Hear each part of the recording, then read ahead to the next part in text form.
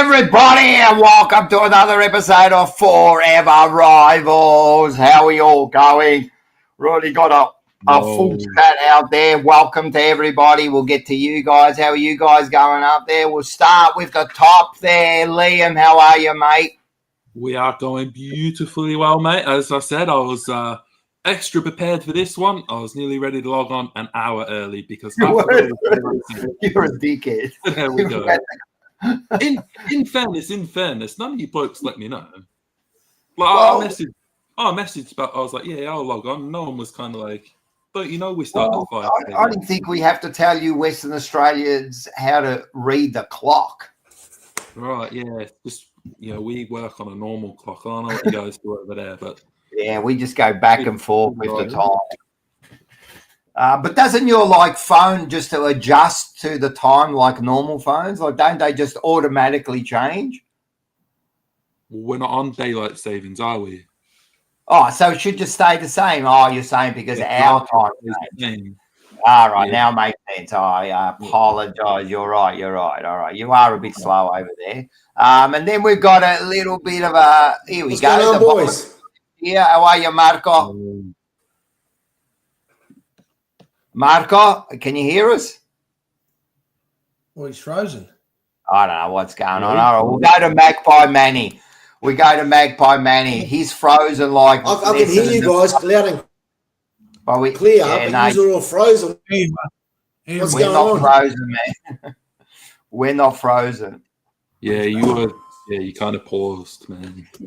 Anyway, let's go to you fix that. Let's go to Magpie Manny. How are you, mate? You gonna stay for the whole show this time, or you're gonna definitely definitely here for the next 3 hours. Rocco looking good, feeling good, and daylight savings is now no longer with us, and it's getting dark fairly early, and I don't like it. I actually enjoy having that, that longer afternoon. You can go for a coffee somewhere, and now you finish work and that's it. By the time you get home, it's dark as, and the weather's now starting to get cold, but this is typical Melbourne for us. But good evening to everyone, and looking forward to a big show. Should be a good show tonight. And Marco, are we there now? Are we right? We right there? We there? Can you see us? Can you hear us? I can't hear him. No, he's done. Just like Essendon, fucking no finals in over 7,500. No, and Essendon supporters, no brain cells. Here we go. Look at him. Just that's the way. That's it. All right. Well, I'm going to say hi to a few people. Galicchio, how you going, mate? There you go. And don't hold back on the Blues. No, we got Icebreak. Oh, that's you. We got Matula, our favourite Greek. How are you, mate? How are we doing? You love Matula. Hope to see you on Saturday during the day. We've got Okamoto. He's from your part of town, Liam. He is, mate. We like that. Peter Bluebagger. Yeah, that's it. We got Oz. He's always there. Seba's there. Who else we got here? We got Scotty Tompkins always. Enzo. Oh, we got a few new people here. I haven't seen this. Buzzing after a brilliant result with Real Madrid. Watch my free footy host, Manny. I've got something special for you. Islington Steve. I'm going to just call you Steve, man. So if you remember, it'll come out tomorrow morning. It's going to be a chat with Lee Judges from Arsenal TV, biggest fan channel in the world. So we've got a chat with him. So, you can join into that. Hey, that's pretty cool. Yeah. So members have got it tonight, and then tomorrow morning it'll come out. Paul's really good friends with him, so they've kind of joined forces with the Jumper Punch. So we'll be doing a lot more. It's to get onto Lee Judges, who, as I said, Arsenal TV is the biggest fan channel, probably the OG of fan channels. Yeah, they got 1.7 million subscribers, so they don't do too bad out there. So we'll be doing some work with them. So catch up with that. What else we got here? I don't know why do people have to use that word here. But we got Rebound 50. Don't use those words. Manny is back, of course. We got Seba. All right, everyone. Black and White. Yes, Black and White is also there. Good to see you. We did a good review. No, we did a good preview with Black and White. Good to see him, mate. Come on. Hopefully we see him a bit later. He can talk about the game against who have you got? You got the Swans this week. Yes, everyone's out there already. Everyone's pumping. And we got Lone Wolf every week, mate. Lone Wolf, and thank you very much. Fun fact, Mark, Evan, Tony Mockbell didn't miss a single Essendon final during his 18-year prison sentence, which is absolutely correct. Mockbell. And where did Mockbell go soon as he got out? You wouldn't know this, Liam. Where did Mockbell go, Manny, soon as he got out? Rumour has it he was at Northland Shopping Centre. 100%. Went straight to the Sporting Globe, proud sponsors of the Jumper Punch, and he went straight there. That's what you do when you get out of jail, mate. You go straight to Northland, mate. And that's it. We've lost Mark. I don't know what's going on with Mark, so we'll just keep on going. He reckons he'll be back in about 5 minutes. All right. While we're here, we'll just do some little things before we get onto the chat. Yeah, the Sporting Globe first of all. Anyone want to come down? The link's below. Saturday. To tell you the truth, we're at capacity. Try to get a ticket. I think there's a couple more tickets out there, but there's about 80 people coming on Saturday to watch the game all together, which is going to be a big day. So that's what the Jumper Punch does, bring everyone together. So it's going to be good. So make sure you get onto that. Make sure you get onto the Sporting Globe app. Make the Jumper Punch your sponsor or your partner, and then you can get discounts. Go down there, mate. We thank you very much for joining the Jumper Punch. What else have we got going? As I said, tomorrow morning, a chat with Lee Judges from Arsenal TV. Lee Judges. I thought it was the big dude, Robbie. Yeah, Robbie, well, I think he's part of it. Yeah, so he's part of it. So Lee Judges is one of the blokes, one of the original OGs from that. So make sure you catch it. It's a really good chat, man. He talks about fan channels and what the fans mean, and how big they've grown over the last 10 years. I mean, 10 years ago, you couldn't even have your say anymore unless you rang up a radio station, yeah? And now fans can get on there and have their chat, man. So it's a really good, man. Lee is the OG. I'm telling you, you're going to love it. He's that typical English dude, man, that comes on. He's a funny bloke. So it gets on. So what do we got here? We got Marco. For sure, Rocco Stelfrio boy originally. There you go. We got one from. This must be one of your guys there. All right, Marco, can you hear us? Look at him. No, he looks like a stunt mullet. Just tell him. Here he goes. He's back and forth. He's going to go and call these kids. Oh no, he's frozen. There's something going on there, but we'll work that out. Damn it, Mark's back. I think they were happy that he was gone, mate. Oh, no, we love him. Tony's a good man. If anyone needs tickets to gather around, let me know. I have 1 adult and 2 concession tickets free. There you go. So anyone that does want tickets, they're up in Adelaide, why not, man? And you want to go down, give him a call, and you can go down and see Carlton and West Coast. Good on you. Thanks, mate. Groceries from his neighbour. Is he back? Hello, can you hear us? Welcome back. Can you hear us, Mark? Can you hear us, Marco? Oh my God, what a start. Yeah, go call your kids. You're hopeless. I can hear you guys, but it just keeps on delaying. Yeah. Yes. We can hear you now, so this is an improvement. Can you guys see me or not? Yeah. You can, mate. You're kind of like, we can. You are blurry, yeah. Is it frozen for all the time? Oh, boy. Look, hey, this is fantastic viewing here, everyone. Watch this. All right. what I'm going to do is we'll get on to our talk. Mark, we can hear you. We can see you. You're just a bit like.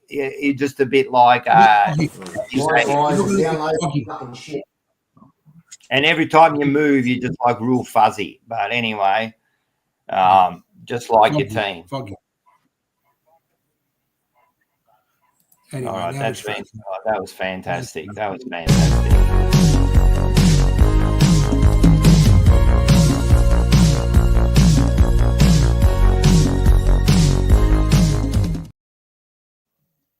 All right, we'll talk some footy here, man, and we'll talk before we get into the other games, and then later on we'll put up the link, and then people can jump on and have your say. I'm sure, man. There's a few Pie supporters that want to jump on. We've actually got here we go, Veronica Little, go Pie. So we have got a few Pie supporters. Welcome to the channel, Veronica. Welcome to the channel, mate. Right. Yeah. What's this one? Who's Pinball? Oh, Pinball Pete is waiting from your DM. Let me know, or if your service Pinball Machines needs my service. I don't know what that means, Seba, but you're off your face. All right, let's go. Liam, what are we talking about this week, mate? Let's get this chat going, mate. Yeah, look, as I said, I don't want to complain about the tribunal. Let's switch it up. Let's have a whinge about some umpiring, because it's been pretty piss poor to start the season. Obviously, the big one on the weekend was the Adelaide Gold Coast game. Probably game of the season so far. But man, that decision at the end. How can you come out a day later and say that was wrong? You know, it was. I saw it. I was like, well, if it's not a mark, it's definitely a free kick. And now he's got nothing. But there's been a lot of other little stuff going on. How have you guys seen the umpiring? For me, I'm not loving it at all. The umpiring's been pretty shabby all year, to tell you the truth. And this is going across all games, not just with the Carlton games. I mean, really, Collingwood really got its way a couple of weeks ago with the Doggies, and then like that as well, where it's been so out of whack. It's like 100%. And I was going to say, and then the Doggies had a bit of a free run against us. They copped some 3 or 4 decisions that I didn't like. But then that Adelaide, that's really damning, because did you see that, Manny? To me, first of all, that was a mark. That's the first thing, right? Let's get that straight, you know. That was a mark, man. I've seen marks held less time than that been given, man. He's marked it, and then it's got knocked out of his hand after he's held it, right? And if anything, he's got to get a bloody free kick. Exactly. He's pretty much come over and tackled him and marked the ball. How? Yeah. Like, it's all well and good to come out the next pushing it back. Like, oh yeah, it's wrong, but why are they making these mistakes in games? I don't get it. I don't get it. Why are they coming out? Why are they coming out? Why are they coming out and putting their hand up and saying, "Oh, you know what, we've got it wrong"? I mean, is this their way of trying to cover themselves? Of course, you've got it wrong. I mean, I'm not an umpire, but I watched that over and over again. Now, he's grabbed the ball. Their argument is that it's been knocked out of the player's hands, but that should have been a push in the back. If that's not a push in the back or a knock in the back, I don't know. This is the problem. We go back to the same thing every week. You know, you got these part-time umpires. You got the AFL that's got no idea. They're not setting any rules up. You know, it's got to be black and white, right? This is what you can do. This is what you can't do. There's nothing in between. All right, you get it wrong, right? You get it wrong, but you can't get it wrong as easy. I mean, that was so obvious. I mean, I don't know. My grandmother, she's been dead for 15 years, and I reckon she would have given a better decision than what these umpires did. And I still don't understand why they're coming back out and saying, "Oh, we fucked up. We pretty much fucked up." So what does that mean? Does that mean all of a sudden that we should say, "Well, you know what? The team needs to be compensated somehow"? Well, okay, you fucked up. Okay. So you fucked up because you know you fucked up. It stands out like dog's balls. And now this is your way of trying to avoid everyone attacking you. because that's what's happened, and they're just going to say, you know what, we put our hand up, we fucked up, let's move on with it. You know. Yeah. So, first of all, Gunners the greatest game last night at Emirates Era. Yep. So make sure, as I said, get on to the channel and listen to the chat with Lee Judges. You're going to really enjoy that. So so get on there. But yeah, you're right. Sorry, what were you going to say, Lee? No, I was just going to say, Manny's right. Like it's all well and good to come out the next day and cover your butt and be like, oh yeah, look, we made the wrong mistake and we apologize, but. Adelaide have lost the game because of it. Like if it comes late in the season and Adelaide missed the 8 again, everyone's going to go back to this and going to be like, well, you guys could have possibly been a draw in the first place, because if he'd missed, he probably would have got a point, and then who knows what happens after that. There's a minute to go. But again, and the problem is, all right, so there's mistakes made during the game, you know, and it happens to all games. And I think it highlighted more when it's at the end of the game always. But things like that happen throughout the whole game, you know. But in saying that, I mean, come out the next day. I think it's a problem, not just with footy. I think it's with footy teams, and I think it's with society, that no one's taking responsibility anymore. If that was a mistake, say that was a mistake, man, and move on. You know what I mean? Because you're treating the supporters like idiots here. Like, you couldn't see that was a bad decision. Come on, guys, man. Can I ask one more thing to you too? Do you think that umpires have biases? Is there biased umpires out in this game? Because definitely something that I'm noticing more this year. I've seen it in the past, but like, I don't know. This year, I don't know, man. Like, I doubt they're biased. I don't think they're giving it. Mate, that would be a story. I doubt it. I mean, I don't think they're biased. Well, I mean, Manny, like, you look at that. I think it was the Collingwood Bulldogs game. It was 33 kicks to 14. Surely there's a bit of help there. Surely. I mean, free kicks are funny because if they're there, they're there. I think Brad Poison says arms aren't paying frees that are there, and that's a massive problem. They're favouring defenders to keep the scoring tight. Clearly, I don't know if that's the case. But the problem is, to me, it's about just give the free kicks that are there. Stop, first of all, trying to umpire the game too much. These ticky-touch decisions really give me the shits. Just pay the ones that are obvious, mate. It should be just simple. But I think, I don't know what you think about that thing, but what about this is coming up again, and this is actually not bad, Veronica. We've had this discussion before. What about the captain's challenge system, where the captain has 1 or 2 challenges for a game that he can call out? You know what I mean? So just like in cricket, as long as it's. But then again, I think I had this discussion last year. Does a captain then use it? Does a captain use it to slow down the game, to stop the game? There's a lot of things that can go wrong with that, but it's not a bad idea. I mean, can a captain really call, wait a sec, is that a mark? I think the only thing the captain could, I don't know if it'll work. I don't know if it'll work now thinking about it. What do you reckon? I think you'd have to wait for a stoppage in game. Like, if the ball actually goes, maybe if there's a score or if it goes out of play. Like, if you just stop the game, you can't just be like, hang on, stop the game. Like, we need to make a decision.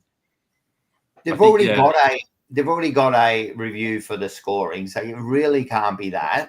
The scoring review's no good, though. No, but that's shit too. But even if, just say the captain asks for a challenge, I mean, they're still going to have exactly the same footage, aren't they? Exactly. I don't know. I don't know. The amount of money, the amount of profit that the AFL makes, you'd think they start to try and get things right, you know, and you know they're more busy about trying to go to South Australia and talk with the Premier and try and negotiate and they're turning this game into basically a bargaining thing. You know, we'll take it to South Australian government. We'll say, listen, you want this gathered around again next year because we've got Queensland that's knocking on the door. We've got Tasmania that's possibly knocking on the door, and they're too busy trying to promote the sport instead of spending money. You want to promote sport, that's fair enough. You want to make money that way, that's fine. But try and get it right. Maybe you need to look at the fact that maybe we need another umpire. Maybe the game is getting too quick, and these umpires at the moment are not keeping up with it. Something needs to get go back to two, let alone more. Yeah. Actually, one more thing I will say about like the challenge or like reviewing footage, because I know we've got a lot of like the EPL people in here, but they've got the VAR over there and that. Same thing. They go back, they look at the footage, but they still get it wrong. So is it really worth investing in it if you're still going to get the same result, which is the wrong result? I just think that with that, I mean, they've just got to spend more money on better technology. I've said this before, man. F1 can capture a car going at 300 k's an hour, and you can see the bloke. You can see his pimples on his head, right? And we can't get a camera system where we can see the ball pass at what speed. Like 100 k's or whatever. Like, seriously, spend the money. I think what Manny was saying before is let's spend the money on things that are important to the game, getting decisions right, making the umpires full-time, pay them correctly. Let's get some professionalism in there, and then maybe we can get a better game. Are you back, Mark? How you going? Oh, mate, what a fucking stressful 10 minutes that was, mate. How you boys going, all right? Oh, mate. We're good, man. We're good 20 minutes later. Me, mate. We were talking about, Mark, let's get straight into it. We were talking about, did you see the Adelaide Rankin mark that wasn't given in the last minute of the game? Did you see that? Yeah, I did see that, boys. Obviously, if it wasn't a mark, it would have been a free kick. So, regardless of the umpire's decision, it should have been one or the other. And like I was saying last year, I think, Rocco, that these umpires are going to make some crucial decisions towards the end of the year. And if it comes to finals, there's going to be a lot of answers, because the umpiring decisions at the moment I don't think is good enough at this stage. Tell me in the chat, do you think that has it got worse this year? Because I think, just watching the games, I'm not happy the way the umpiring's been umpired this year. So I don't know in the chat what you think, but it's actually got worse this year. And I don't know why. I got no understanding why. And if you speak to them or they bring out a statement, they think everything's going hunky dory, mate. Like, yep, that wasn't a mistake. They never make mistakes. Very rare that they will admit to a mistake, and it has to be so obvious that they got no choice but to come out, But, mate, I think if they're just honest, I think us as supporters will accept it and say, right, it was a mistake, it was bad, let's move on, But when they turn around and go, no, that was fine, and all the supporters are looking at it going, but how? Like, I don't get it. Mate, you get pissed off at the umpires. Yeah. But they did admit that was a mistake, wasn't it? No, they did admit that one was a mistake. So all they're really doing is just admitting that they're wrong. I thought they actually said that it wasn't a mistake. Yeah, no, they did find themselves guilty of saying that it was a free kick or a mark. But see, that's the solution. So, the next day or two, they'll just come up and say, we made a mistake. How many mistakes are you going to make? Yeah. Well, Scotty comes up. We criticise our teams for not being coached poorly when they're coached poorly. The umpires have coaches and training too. Do they have the support they need to maintain a high standard? We don't know. But at the moment, what I do know is they're not full-time. So when you got the biggest sport in Australia, it still amazes me that umpires aren't full-time employees there. Which before we touched on, the EPL, and the referees, they're full time. They actually make a professional living out of it, and it's one of those things where they get scrutinised by. So there's someone that's in charge of those referees. So if that referee during a game is doing something that's really not right, there's actually another referee that sits at the stadium, but away from all that, and actually through an earpiece is saying, "Hey, you're making these obvious mistakes." So they actually get scrutinised and they get monitored. So it's like you go to work and you do what you got to do. If you don't do it right, you'll be scrutinised. I don't know if they are. I don't know if they are or aren't. This is the issue. I don't know what's going on with them, so I couldn't tell you if they. I'm sure they review it. I'm sure they do. You know what I mean? But I don't know. And to me, the other problem is sometimes every week they seem to concentrate on something new. So all of a sudden, for example, Marco, your big one this year, the 15 meter, and I mean, I think Gorn came out. And I think it was one of his decisions. He got called play on or something, and he's come out and said, like, 15. When they say it's not 15, they're making that decision in a split second, right? And then all of a sudden, you're caught for holding the ball. When you think it's a mark. The problem is with that, I think, is this year they seem to be focusing on that. Why do they pick things week in, week in to focus on? And I'm sure they go to the clubs and go, yep, we're going to be focused. But why? You should be focusing on everything at the same time. And if you're full-time, maybe we can work this system better, But why are you focusing just on the 15 meter this year?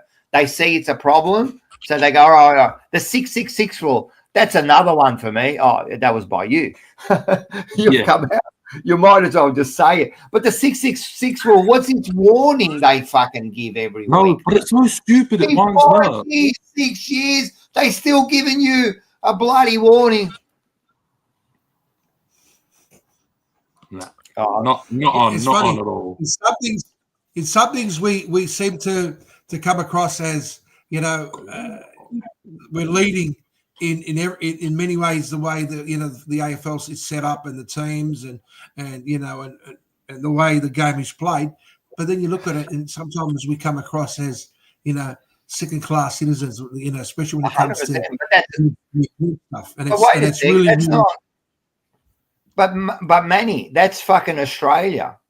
That's Australia. We are so behind in so many ways, and they are so stubborn to change. And I'm not just talking about the AFL. I'm talking about individual clubs. I'm talking about, like last night, we were talking about these fan channels and fans, and clubs sometimes don't want to engage with the fans. They treat them like customers.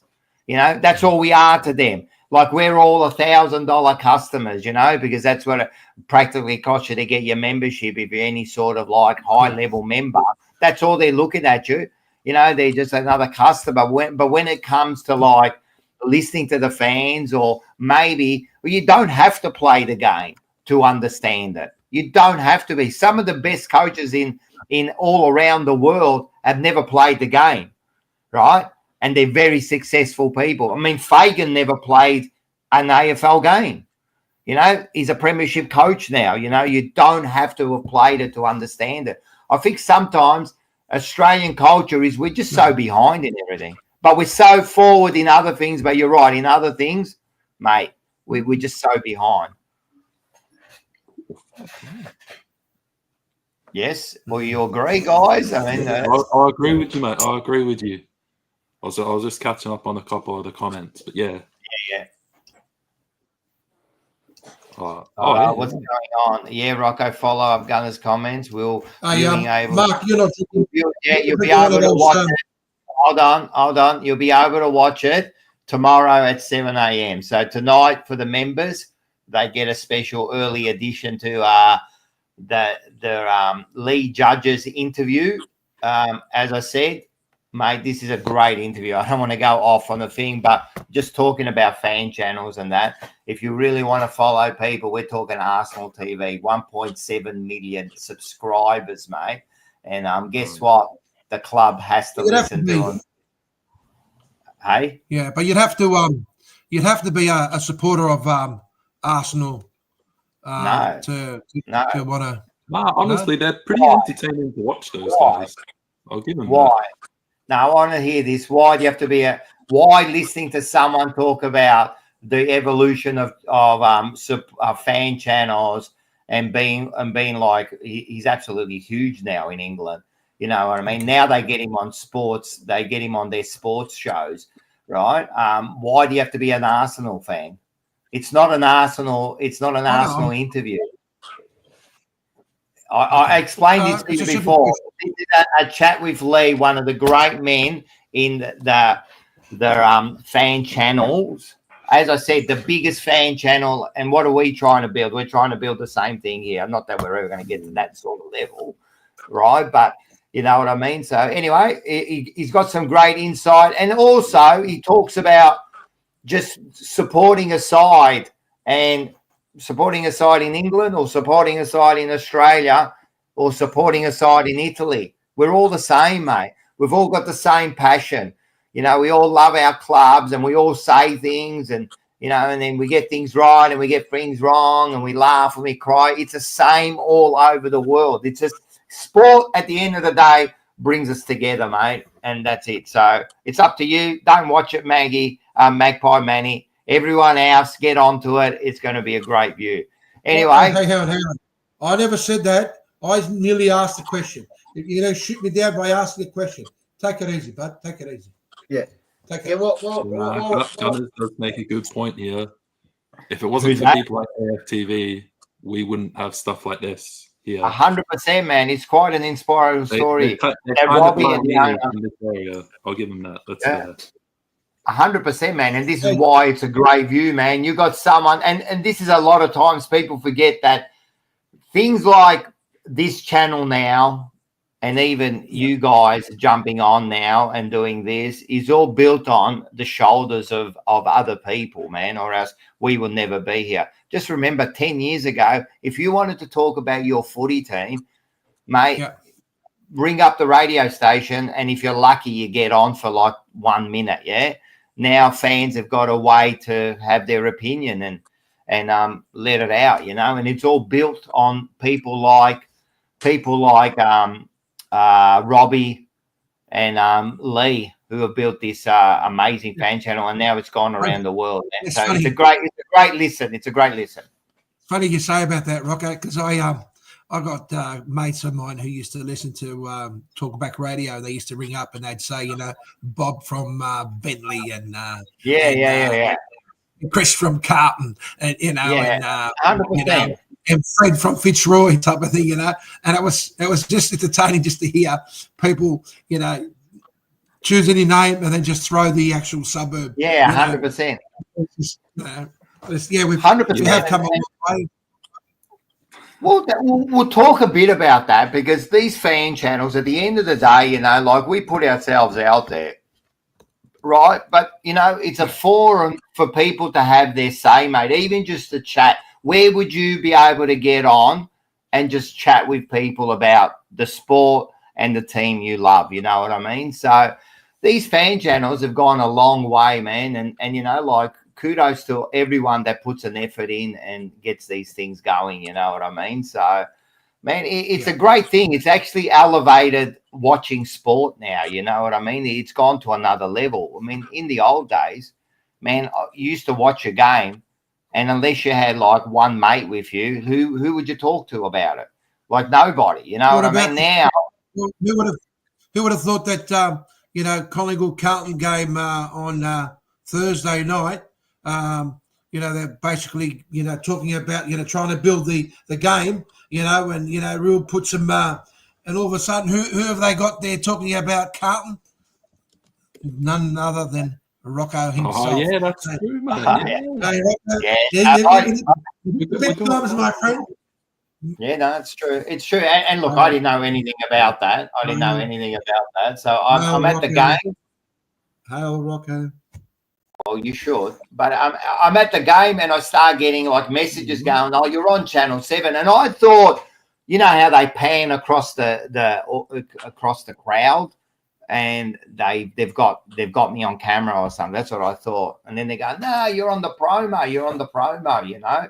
And then I checked it out. Yeah, so they used one of my quotes on the promo. Yeah, so no, and that's it. Well, when do you think that could have happened before? You know, so yeah, just quietly. And that was another thing. Let's talk about that. Rocco could have been shot. Did you hear about the two guys that were I did see that the next day with 2 loaded guns? Jesus, I didn't think we were that bad over here. Surely not.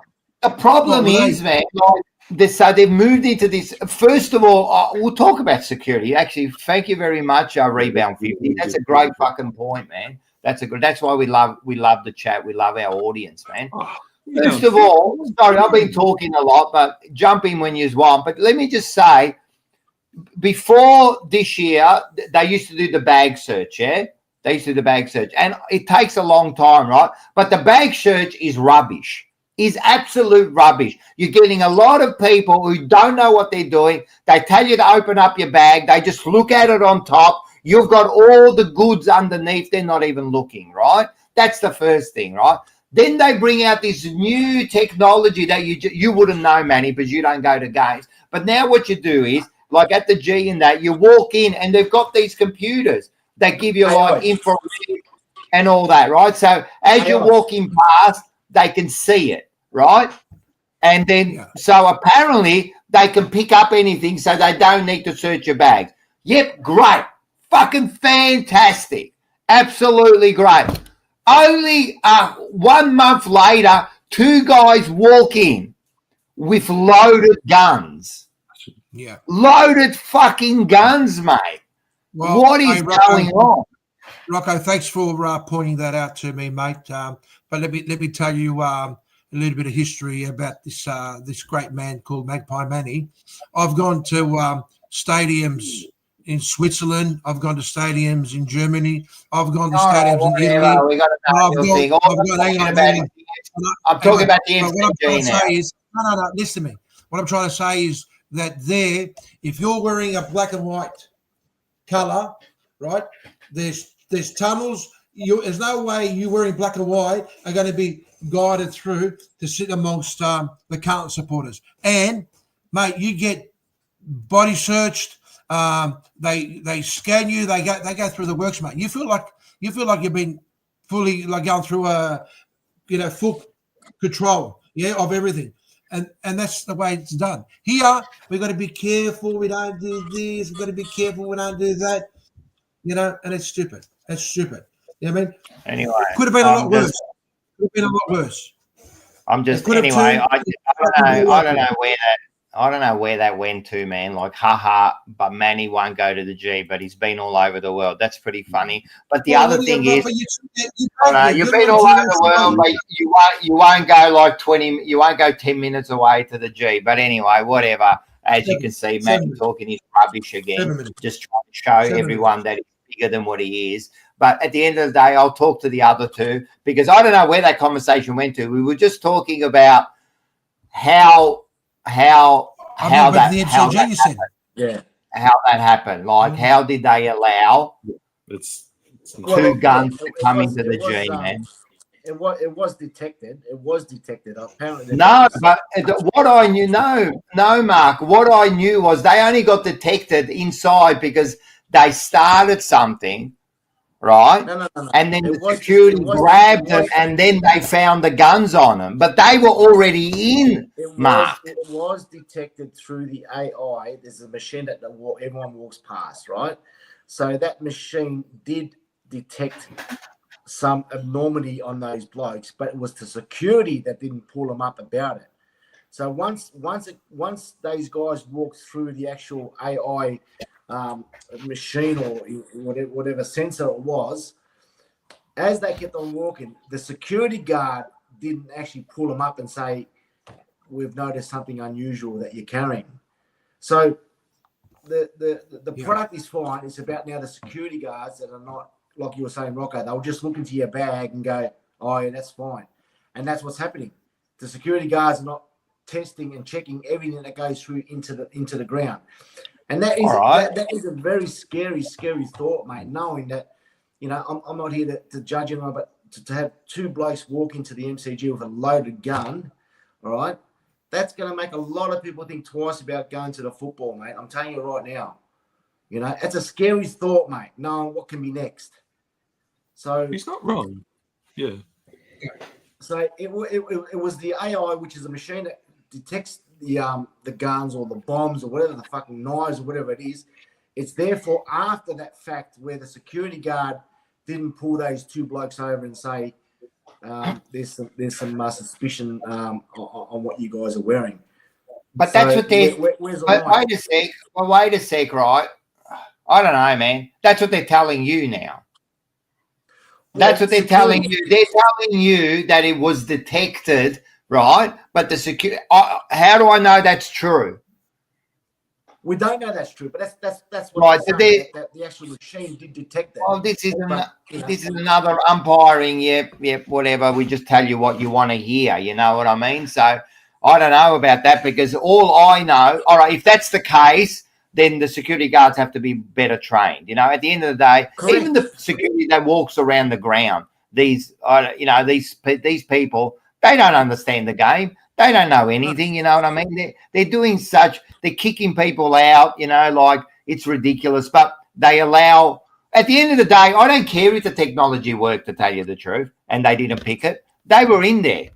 Why were they in there? Like, so whatever it is, if it's the fucking technology or it's a security guard, get it up to date, mate. Because at the end of the day, like, mate, I'll tell you one thing, mate. Man, you know me. You go there, you do whatever you want. You can yell, you can scream. But I don't want anyone with guns in there. No, bombs. you're right. No, you're right. It was absolutely rubbish, man. It really was.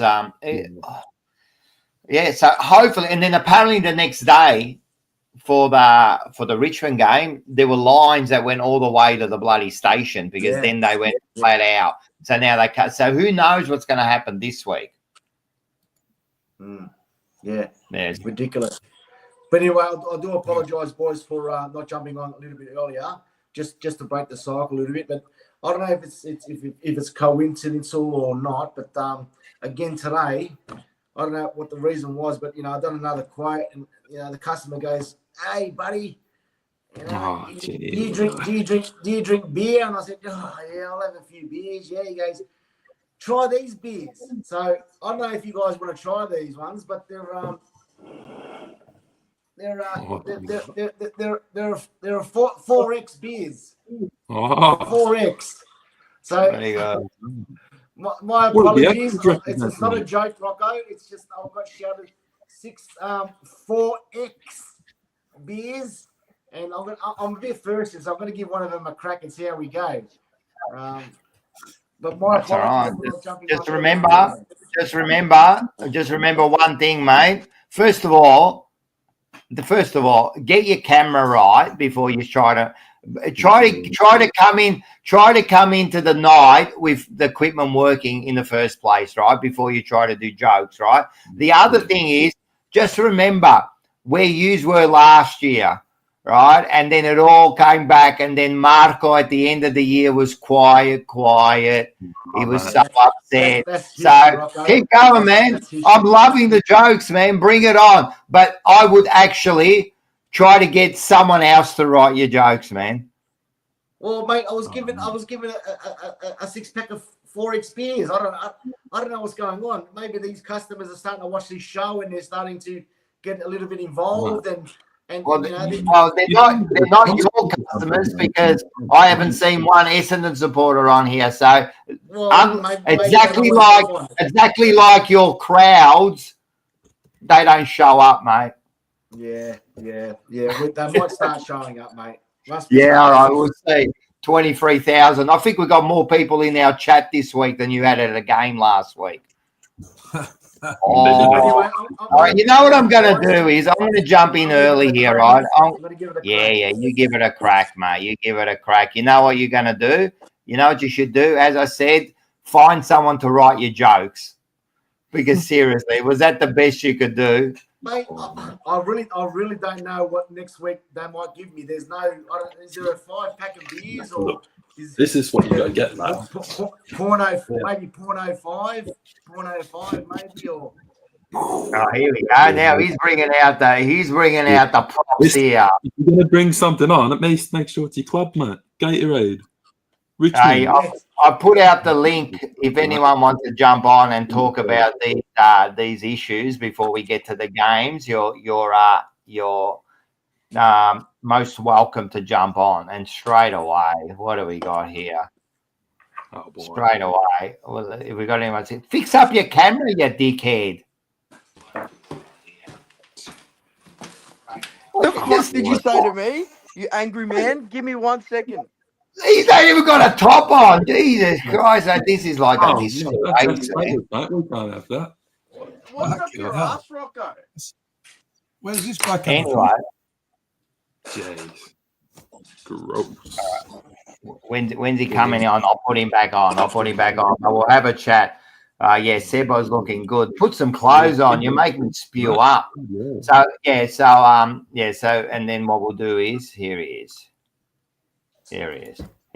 That's better. You're in the dark. You live in a dungeon. You just need to have a chill pill, Rocco. I'm absolutely chilled as there is. This week, you watch how chilled I'm going to be at the Sporting Globe. At the Sporting Globe. We're going to have a good time. Tell me, Seba, what do you think about the discussion we've just had? Like, let's What part of the discussion? About the security, man, and the way they can allow two people with guns. Look, I'm not going to sit here and say anything bad about particular people, but if you pay minimum wage, you get minimum effort. Wow, unfortunately that's the way of Australia at the moment. It's just as a society we're fucked. Yep. We're fucked. Because the people checking your bags at the G, I had a bag. I was selling a jacket at the game. I walked in with the jacket in a plastic bag, whatever. I walked straight past. They didn't even look at me twice. No. So clearly they don't know how to do their job. And even when they use their fucking metal detectors, they're not even on. There's no lights on them. There's nothing on. Me and Mars sit there when they're doing it. Me and Mars sit there when they go past. They go beep beep beep beep beep beep. They look at you like you got 15 heads. And I'm sorry, half of them can't even fucking speak English. No, well, and look, at the end of the day, and you're right about I don't mean to sound bad, but half of them can't fucking speak English. It's about the minimum wage, and it's the same thing with the umpires, like, if you're not paying these people, like, who do you think, what's the old thing? You pay peanuts, you get monkeys. You know what I mean? Like, it's not even monkeys. You're saying they're I'm sorry, but they're all retarded. If you're saying to me, right, that that system picked it up, I didn't hear that, Mark, but I'm going to trust that that's true, right? It's bullshit. That's an indictment. That's an indictment on the whole security system. If they've picked it up and let it in, what's going on here? You know what I mean? And then how did you let them in? And they were loaded too, man. So it's pretty scary, man. Like, you don't want, look, at the end of the day, you were saying, Manny, and if you talk to not that you're going to talk to him, but lead judges and that, they talk about the English games. I mean, supporters can't even sit together over there. So let alone, they're segregated. You can't. I went to the first Premier League game I went to was Leeds versus West Ham, and it was like the second last game of the year, and I think they knocked out West Ham when they won. They knocked Leeds out of, like, they sent them back to the championship. When we were walking up to the London Stadium, there was like these big metal barriers up, just so like you can't even see the Leeds supporters. Even once they're in there, you can see them there, but not even outside the ground.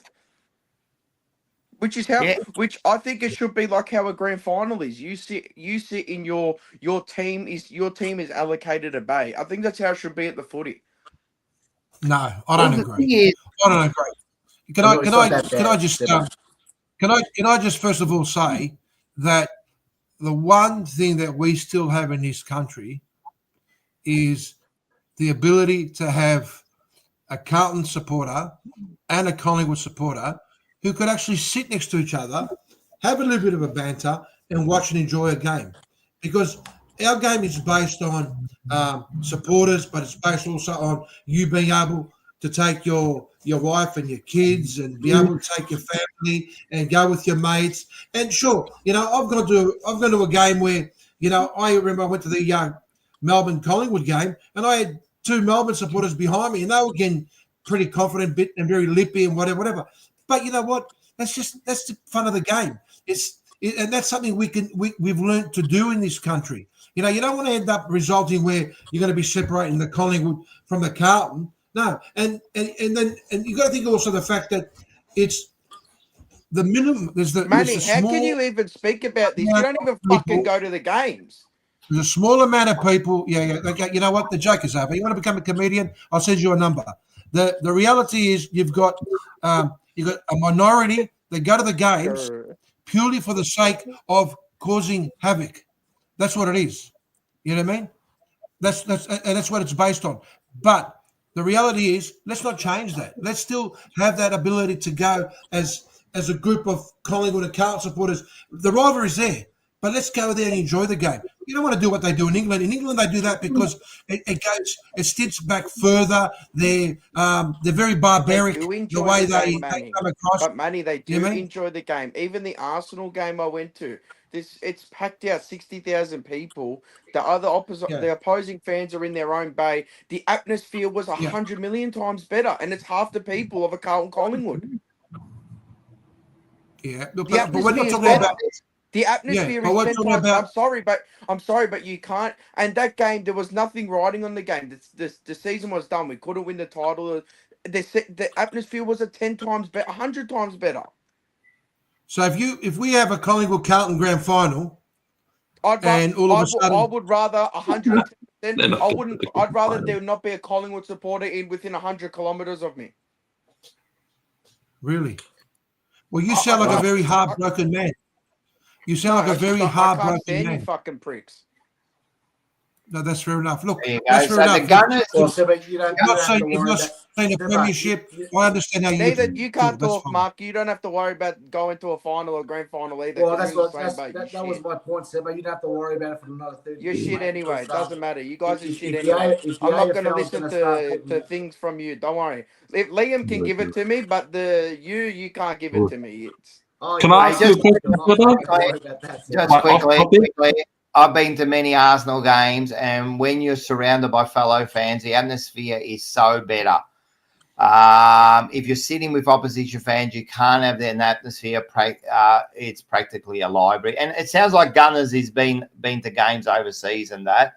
So I think it's got to be a bit of a – look, I agree. I like when I'm sitting there at the game, I want to see all Carlton supporters around me. You know what I mean? You got a Collingwood supporter or you got a Essendon supporter next to you. Man, I'll give you another thing. Can you go to a game, seriously? Again, Manny and that doesn't understand this, but I'll tell the other ones, right?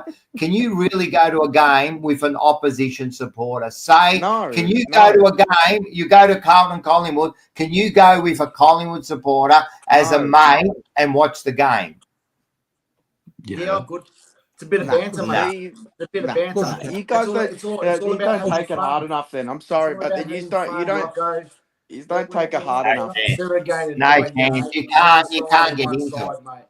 Come on. Mate, Rocco, the first time I watched my best mate, he's been sick, he's been in and out of hospital, and his first time he hasn't gone to consecutive Richmond games in a long, long time, right? Now, I sat there with him on Saturday night and watched Brisbane versus Richmond. The first time ever I've watched any Richmond game with him, and that's even with no Carlton Collingwood there. I sat there through the game and didn't say a word because I didn't you understand? It's his hard. I didn't want to say a word. Well, when you're going there, you're abusing your opposition supporters, yeah? 100%. And then you've got one of your best mates sitting next to you, right? And you don't really want to go hard because you know how passionate he is, right? I can't do it. If you can do it, sorry to cut you off. There's someone, Crystal, in the chat with some dead shit photo. I'm sorry, but it's not just a game. And whoever says it's just a game, you've got you chew cobblestones. It's not just a game. Hey, listen. There's got to be love and war in the games, mate. Look at this. Look at that. Love and war. Look at that. Hey, look at that. Hey, love and war. Hey, Rocco. Is this like wearing a Carlton scarf? And you're right. This Crystal. Kick him, bro. Kick him. No, this Crystal. You know, that's it goes to show you. It goes to show you. You know, we look. Us Collingwood supporters have seen you guys. You can't support us in the last 30 years as our girlfriend. You're our girlfriend. We do whatever we want to you guys. We treat you so Manny, shut the fuck up, Manny. Fucking hell, I'm trying to say something. You're talking shit here, man. I'm trying to say something and you're trying to bring back. You're full of shit. You know what, Manny? Go to a fucking game. I spoke to your son before. The last game you went to was last year. Shut up, man. You don't even understand what it means to go to a game with an opposition supporter. Now, for this Crystal, I've been trying to get something out, right? And before Manny and Mark go to the same bloke to write their jokes, right? Far out. If you think that this is just a game, I did a speech last week, right? If you think this is just a game, right? Get over it. It's not just a game. It's our, for a lot of people, this is our passion. This is our life, mate. This is what it is, man. And as I said, if you think it's just a game, why do people hang the flag over their coffin, right? Because you might say it's just a game, right? But maybe you got other stuff. But I know people personally who all they've got is their football team. They go to the games. That's the only social outing they've got. So don't walk around and saying it's just a game and all that. It's not. Right? It's like saying, oh, it's just your family. It's just work. It's just that. People have passions about their stuff. Yeah, life does go on, Crystal. We know that. But don't talk to people that are passionate about the game and try to say, oh, it's just a game. Maybe you've got something else in your life, right? And by the picture, maybe you've got a lot going on in your life, right? Can I say something back to one of the comments you just made? He just said that, does it change your, she said that, Rocco, does it change your life if they lose or win? Fucking hope it does. I think about it for a whole week. It ruins the whole fucking weekend. 100%, man. I don't care what, and I'm not ashamed to say that losing a game makes me feel like shit for a, you know what, I've learned to get better at it where I start to do other things and I move on. Liam, Manny and Mark, I'm sure that it's more than just a game to you guys, or else you wouldn't be sitting here every Wednesday night doing a fucking 3-hour podcast. Mate, yeah, that's right. I've said nothing against us being passionate about our clubs and supporting our clubs, right? And I totally understand you boys, you know, you're fanatical about your club, and there's nothing wrong with that. But, you know, there is life after football at the end of the day. You know? I understand, Mark, and now you... No, listen. Rocco, I think you're taking this. I think you're taking this differently. What was actually? I'm not saying this, but the reality is, yeah, I agree. There are. Look, I love Collingwood, yeah, but Collingwood to me is my second love. My first love is the team I barrack for in Greece, yeah. Oh, it's a damn you fucking stupid soccer team in Greece. I don't give a shit about your crap side of Greece. Listen to me. Shut up. I'm just over this shit, right? I'm over people and supporters. Shut up before I mute you. I'm sick of people trying to tell me, shut up. I'm sick of people trying to tell me how passionate I should and shouldn't be about something. Oh, there's other things to life. There's other things. Let me talk. There's other things to life. About football. You think I don't know that? You think I don't know that? You think I don't know that my family and my job and my thing, I don't know that? Of course I know there's other things. But football is a main thing. Of course it's not life and death. Because someone commented, it's not life and death. There is a million things in your life. There is a million things. Does it have to be life and death for you to be passionate about it? Come on, guys, man. I think you hit the word on the nail, mate. Football. It's about football. You love football. You know, Mate, passionate you, about you hit the Carlton, word but on the nail. That's the word. That's the comment of the week. you love the So Carlton, bad. mate. That's the key. I'm fucking done. No, no. Because But you know what at the though? end of the day, at the end of the day, You know what though, Rocco? you You're must right, be so because devastated every week I for the think- last 30 fucking years, mate, of your life. You Look, must be so I mean, devastated, mate. look, No, That's but, sad, but those see, mate. this is the thing. But this is the thing, Mark. This is why we're saying. Obviously, we understand there's life after sports and there's life after this and that. Motherfucking cool. Go shove it up your ass, yeah. We understand that, but it's not. It's the point of this is like a religion. Like Rocco doesn't believe in God or whatever. It's like a religion for him. His church is going and watching us get fucked every week. That's what it is. And he enjoys it, but that's his outlet. It's not. That's I his love it, life. and I'm passionate about it. And No, and I'm I'm not not. gonna I'm go not there. embarrassed to be passionate about the game that I love and the game that I've been following for 54 game, the years, mate. football. This crystal No, ball the is a football. dead shit. No, not the game. The club, mate. I'm telling you now. You think that if Carlton wasn't there now, if they stopped tomorrow, you think that I would follow footy the way I'm following it now? Fuck no. Of course not. Right. It's about the club, mate. It's about that fucking jumper, mate. That's why I get upset at the whole club, mate. What if Carlton had to merge? Then I wouldn't be as passionate anymore. Okay. Man, So, oh, well, you I don't again, know, you mate. have just proved that your passion does not go as high as other people, and that's Can I ask a fine. question? Can I ask a question? You Yeah. old heads will remember this more probably than me and Liam. But when was it? Was it Fitzroy when they went to? Was it to Brisbane? Was it Fitzroy? Yeah. Fitzroy in Brisbane, I'm yeah. sure that the supporters, you would have known some Fitzroy supporters back in the day. I know them, and I know personal Fitzroy supporters, Don't right? even love the footy as much, or don't even love it at all. Well, I know Fitzroy supporters that now do not follow footy and they follow the local. And then I know other ones who follow Brisbane, right? But it's never the same to them. It's never been the same anymore, right? It will be Brisbane. It's Brisbane Lions, not Fitzroy. That's right. And so you are asking me like, oh, you follow footy. No, I love the game. Don't get me wrong. But that's in my heart. And I'm not embarrassed. I'm not fucking embarrassed to say that the Carlton Football Club goes deep with me, mate. So if people don't understand that and want to say, oh, it's just a game, jam it up your ass, man, because it's actually insulting to say that to the people who have got nothing else. Some people There are old people there that have been to the game for 90 years. They go every week, and you're telling them it's just a game? Come on, guys. Hey, listen, Seba, we love you. Wait, can I ask Seba a question before you go? Yeah. Oh, Seba, because I Hey, saw you Seba, chatting about Arsenal before. hey, black and white, we'll get you on in a sec, man. We'll And I get do you on have in a a sec. question for Liam after this. So sorry, I do have a question for Liam too. No, I'm asking you a question first today. Now, you were chatting about Arsenal in the chat before. I just wanted to give you one of those sort of impossible questions, right? Would you rather Carlton win the Premiership or Arsenal go and win the Champions League? Oh, that's a good one, because I know that Seba is a massive Arsenal fan. Fuck. You know what? This is a good one. I want to see what you have to say. I know a premiership's going to come at some point in my life. I know. I don't know when the next Champions League will come, and then I come around every so often. They're even harder. I'm going to go the Champions League. I'm sorry, but the Champions League is the greatest thing other than the World Cup. I'm going to go the Champions League. Now you know why Crystal said.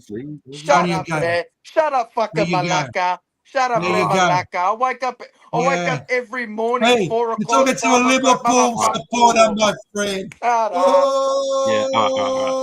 No, thanks for the answer, Seba. All right, mate. What's your question for me, mate? It's not really a question, but yeah, as I was mentioning, I sat there and watched the Richmond game on the weekend. Now, I know they did put the queue in the rack, Brisbane, and they thought they had it won. But I just want to say some of the things that your young players are doing, I'm genuinely impressed at some of the shit that they are doing. That Lawler is a genuine gun. Oh, mate, he's a genuine gun. Even that, who's that full forward you've got? The young kid you picked up. We've got Harry Armstrong in there. Harry Armstrong. He's going to be a problem. Give him a couple of years and he's going to be a fucking big problem. No, I did say that on the first episode here. I said, Yeah. he's not going to be our superstar right now. Like, Lawler's obviously coming in doing a really good job, and I'd be saying might be leading the rising star at the minute. But Harry Armstrong, he's a tall forward, the key tall to always take time to develop. But it was nice to see him get in the the reward position on the you way. guys are in right now. In the position you guys are in right now, if I coming off the back of 3 flags, and obviously you're in such a shit position as a club, right? Not even a shit position, but you're just in that losing state. I wouldn't be as disappointed as I see a lot of Richmond supporters are online and stuff like that, because I see a lot of big upside in your team. Your team is doing I think your team's ahead of the curve for where teams are at this stage. I think you guys are ahead of the curve. Oh, yeah, can you just feel you're right. the love? Can you just feel the love in this rivalry? Look at the love, mate. If you had a room together, I would have to close the lights, mate. You're a fucking dickhead. Mate, you already came on with his shirt off. So That's right, Hey, listen. Thanks, man. All right, thanks, Ever. You're a star. I'll see you on Saturday, the Sporting Globe. Yeah, done. See you, mate. Oh, we got Black and White, mate. He's a star of the show now. And make sure you get onto Black and White United. Get onto his YouTube. Get onto all his stuff. He's doing some good stuff. And also, I did notice that anyone out there, if you do want to back the great man, get onto his page and you can help him. You can do some sponsorship and help him out, mate. So how are you, Andres? Oh, look, I'm good. I've had a bit of a shit week of after we won on Thursday. I had this bad pain in my foot, and I don't know what the fuck it was. And I was like, "What's this? What's happening?" And then ended up going to urgent care, and I found out I got gout, and my foot is just fucking. It's just I don't know what's going on. Anyway, so I've been too much beer, bro. Too much beer, mate. Relax. Oh, I don't know. I reckon it's the wog food. It must be the acidity in the meat or the tomatoes or anything. But look, I've caught in the last most of the conversation here, and I just want to backtrack a quick second, and I'll go to Thursday night, Collingwood Carlton. Okay, I sat in the AFL members. Now, the AFL members gives you the best priority to access tickets or whatever it is. It is by far value for money. It is by far the best membership if you are a football lover, not just your club, and you go under your club's membership tally, right? Just quietly, how much? Just before you keep going, how much is your membership? Well, the base membership. So I'm a gold member. So obviously, my dad signed me up when I was a kid, and I went through the ranks. Then in the early 2000s, I got my gold membership. So I pay just over $700 a year. But in order to get tickets to the big games, you've obviously got to pay extra on top. But that membership gives you the access to those tickets. Now, you get first access. You get first access, and the tickets to go to the footy are literally $10, $11 or whatever they are to get a reserve seat.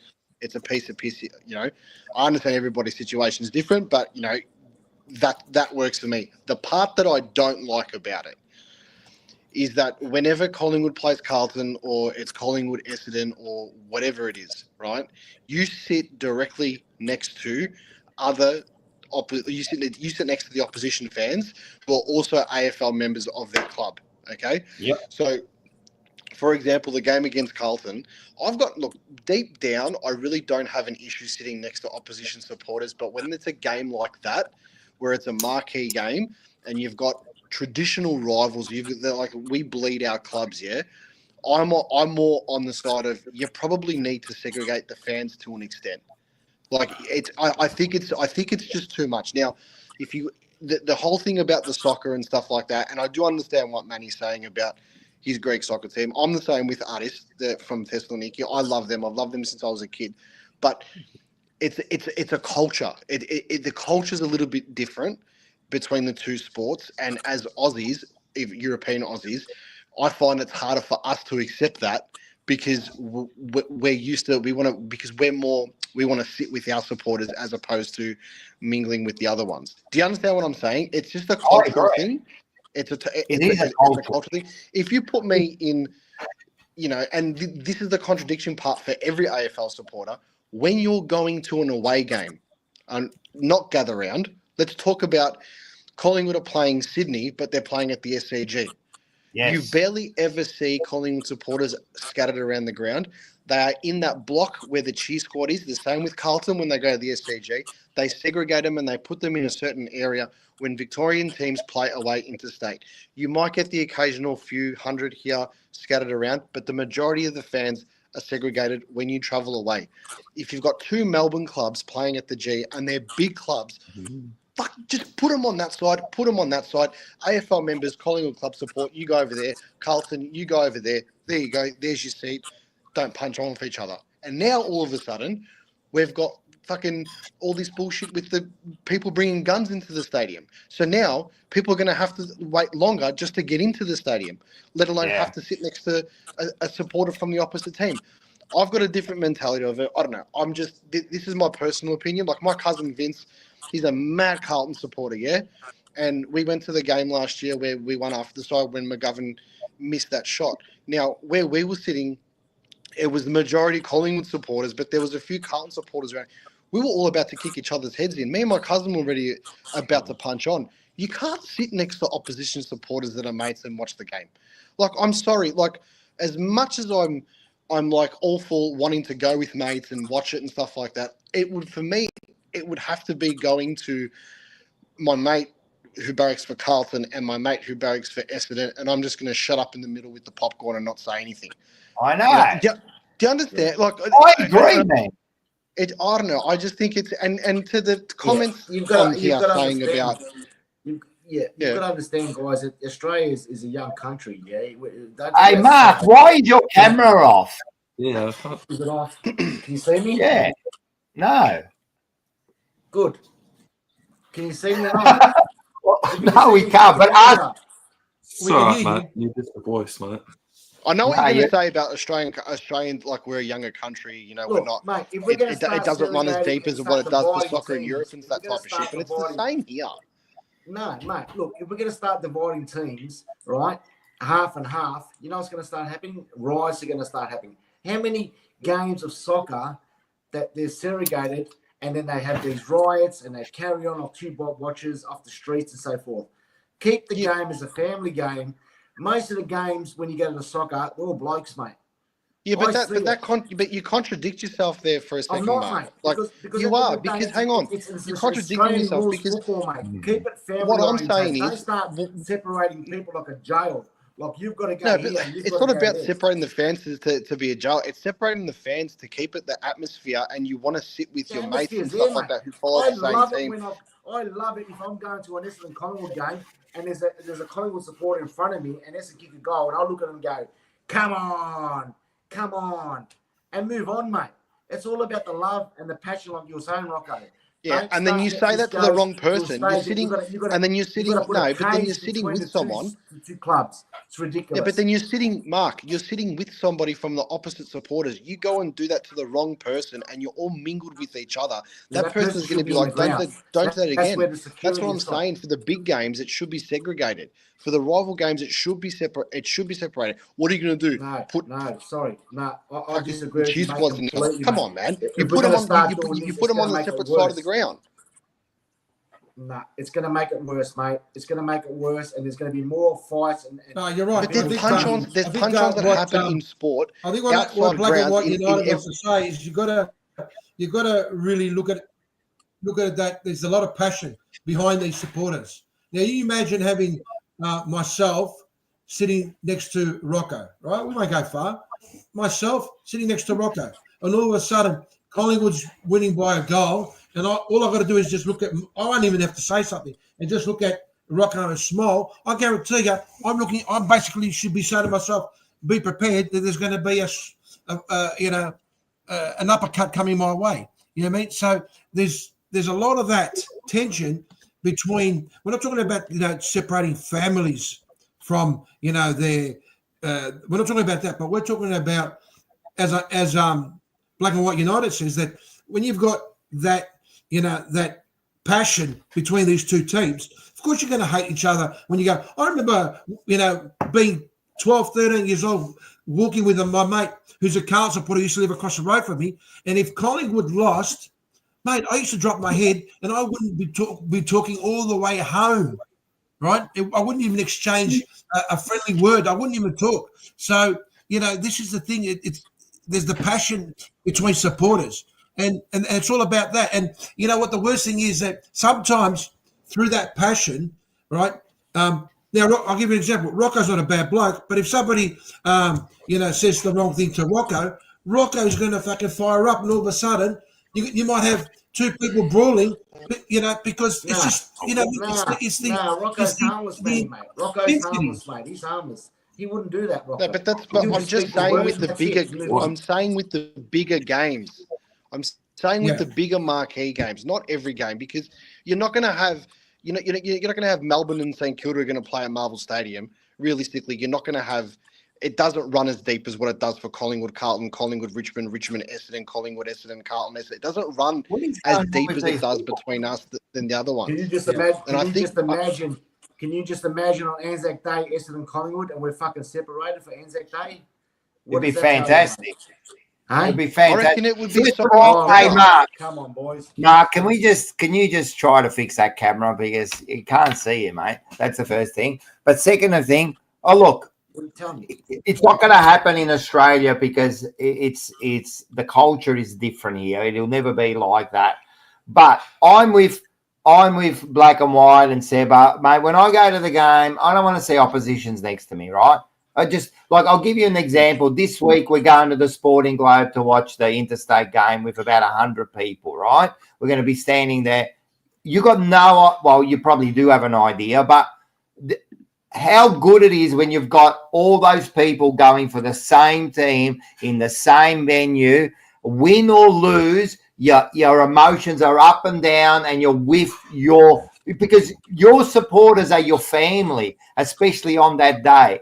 Man, if I go with my mate to a game, if I go in with you, Black and White, right? If I'm going and sitting next to you at Carlton Collingwood game, I'm not going to enjoy it. I'm telling you right now, because I give it to your players, right? And then if you're right there and you're my best mate, I know. Like I can't. That's better, Mark. Like I was looking over at families when, at the start of the third quarter when it was neck and neck, and there was like a bunch of Carlton families sitting there that were getting all revved up, and we were creeping on them. And I'm turning around, and I'm giving it to families. Sometimes I can't control my emotions. Like obviously I can within an extent, but like I'm not going to say anything racist or anything like that type of stuff. But I'm always going to take it out on the game and what's happening at the game. But I just don't understand. One day it's going to happen to the wrong person. You know what I mean? Yeah. I agree, but it's never going to happen. Like, I understand the way our culture is. It won't happen in Australia. It won't happen in Australia. The culture it won't is happen. But I reckon there should be. You know what? In the A-League, right? Like, what we should do. Like, if you think about, just quickly, just the point I want to make, is even in the A-League. Yep. You're freezing up. Yeah. Sorry. All right.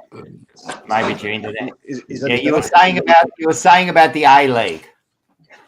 Yeah, but I'm just saying, like, the A-League's got a different culture. I know it's shit. Yeah. People go there and stuff like that. But the fact is they segregate the fans because the culture's different, and there is more atmosphere when you're sitting behind the goals in the terrace with your thing. That's just the way the world game is, and I love it. I'm a big Man United fan. I'm an Artist fan. I follow Melbourne City in the A-League, but obviously Collingwood's my number one passion. But I just think it'd be a bit better if they segregate it for the big games. Oh, know what I mean? As I said, maybe there should be areas where you can sit with your fans. Like, for example, when you've got your home game, I think that if you're a goal member, I'm a Legends member, we do the same. We've got our own spot, right?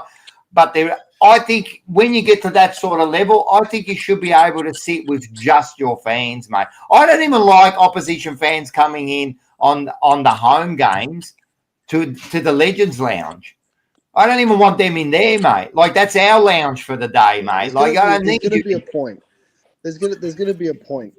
There's going to be a point where it's like, this is our section, this is your section, and maybe that there is a section for families or dry areas, no alcohol and stuff like that. At least for the marquee big games. You know what I mean? Yeah. I actually like the dry areas. I reckon that's a good idea, man. Of the dry areas, to tell you the truth. Because they put the Oz Kick kids in that section too. You know what I mean? So you've got stuff all segregated already. I just don't see the fans mingling for the big games because we can all be mates and talk outside of the game and shit. But at the game, that's how that's our escape from life and shit. You know what I mean? That's where we invest the most important of not important things into. You know what I mean? Like it's you want to have that moment like with you and the people who share the same values and the same team. I agree. So, all right, you know what we're going to do have you got another 5 minutes, black and white? I got 5 more minutes. Yeah, 100%. All right, cool. You know what we're going to do while you're there? Go. Were you going to ask something, Leah? No. I was going to say while you're there, let's do this, and then because there was a big game. Oh. So while you're there, you got you and Manny against me. Let's have a look at this. There it is, 8:15:63 to 6:10:46 at the MCG. It was a Thursday night. I think we had 80-something thousand people 82,000. 82,000 people. So yeah. So yeah. What's your thoughts on it? And then I'll give you mine. Can I first of all say, you said it was a big game, Rocco. I don't want to be a smart ass, but a big game is when you've got both teams that are peaking and they're going in for the kill. This for us was a training session. But I'll let Andreas talk about the game. Look, I'll say this: the build-up was amazing. Outside the ground, it felt like an elimination final. You guys had a lot riding on it. We had to keep winning because we haven't got the easiest run coming up over the next month of football. So we need to bank all the wins. I'll tell you what, that scoreboard, especially for the second half, was really flattering to you guys. And I'm not saying this to be disrespectful or anything like that, but Rock, you're a bottom 6 team. Like I was gonna shut my mouth and not say anything, but I think for you guys the best thing is, and I say this with all due respect, but it's an honest opinion, you got to lower your standards a little bit because your club's not your team's all over the shop at the moment, man. Like I know it was only 17 points, it was a wet weather game and stuff like that, but ifs, buts, maybe, swings, roundabouts. If Collingwood get their goal kicking fucking fixed, we would have blown you guys out by 8 goals that game. So. Right, so now You'll beat West Coast 100%. You'll beat. Yeah, let's not worry about West Coast. But as far as I think you're down a rabbit hole, bro. Oh no, and I know that. And if you watch my shows, we know that. I don't need like you to tell me what my club needs, right? But if we're talking about the particular game, you aren't a top 4 side either. What I saw in that first half, right, was nothing. I actually walked out at halftime and said both these teams almost not good enough to make the 8. The way that was played in that first half, there was mistakes. You might have missed a lot of goals, but that's bad footy, bro. What do you want me to do? That's bad footy, right? Then you come out in the third quarter and you blew us away in the third quarter. That was a tremendous effort in that third quarter. You kicked 6 goals to 1 point or something, whatever it was, something like that. And we were dismal. And don't get me wrong, we weren't good that day. But we won 3 quarters. You won 1 quarter. You aren't anything too special. Manny, to say that it was a training deal, he didn't even go to the game, so he doesn't know what he saw. What I saw at the first, if you want to really talk honestly about the first game, that first half was a slog. And both teams didn't give up, right? You might say, we should have been up. But at the end of the day, that was a slog, that first half. That was a slog. And you were struggling. You come out the third quarter and we didn't come out at all that third quarter. But to say that, this is a training deal, shut up, Manny. Go to a game, buy a membership before you talk. Second, Rocco. You were much better on the day, and I'll give it to you. And you are a better organisation at the moment, right? But to think that you're walking around going, that was a training drill. You've got 3 players out this week. Man, you could easily lose your next 2 or 3 games, you know what I mean? So I don't think you're playing. I've been saying it for 3 weeks. You aren't playing great football at the moment at all. Yeah, you're getting the difference is we're banking the wins so far at the Yeah, moment. yeah. We're back in the middle. We weren't doing that at this stage last year. That's all right. Reason. And last But- year, but black and white, we banked the wins too at the start. And that's what got us into the 8th spot, right? And then it showed we weren't ready when we got to finals. All I'm saying is, mate, kudos. That was you definitely deserved to win, and you probably should have won by 3 or 4 more goals, yeah? But don't think he's a travelling, mate, he's only beat us in 1 quarter. Yeah, but that's all we needed to do because it was just exactly. But you aren't travelling like. Don't insult me, not you, but don't insult me by saying, "Oh, it was a training drill." I guarantee that first half was a slog, mate. You were terrible in that first half. We should have actually probably been up 2 or 3 goals in that first half. But do you know what we did though, Rocco? We beat you at your own game playing that shit. Bullshit. But you weren't that great. You evened that up, and we've always said it that if you can even out the contested ball, you probably got us because we haven't got an outside game, right? I admit that. But don't insult me by saying, "Oh, it was a training drill." Just it's round 4. I don't think we'll make the 8, but I don't think you're going to be that great either. What I saw did not impress.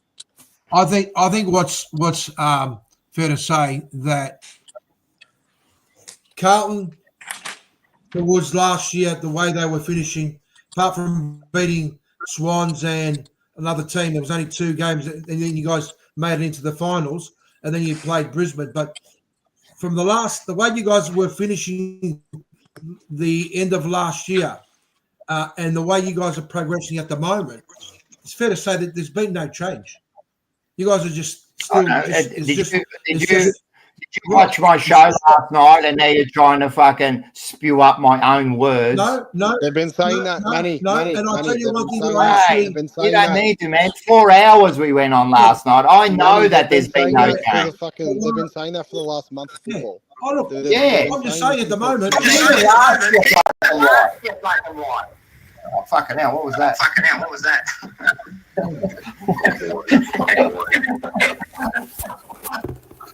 Why can I hear myself? I sound terrible.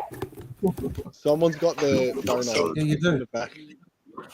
Is that you, Mark? Yeah, I think that was Mark. But listen, kudos, you got the game. I was upset.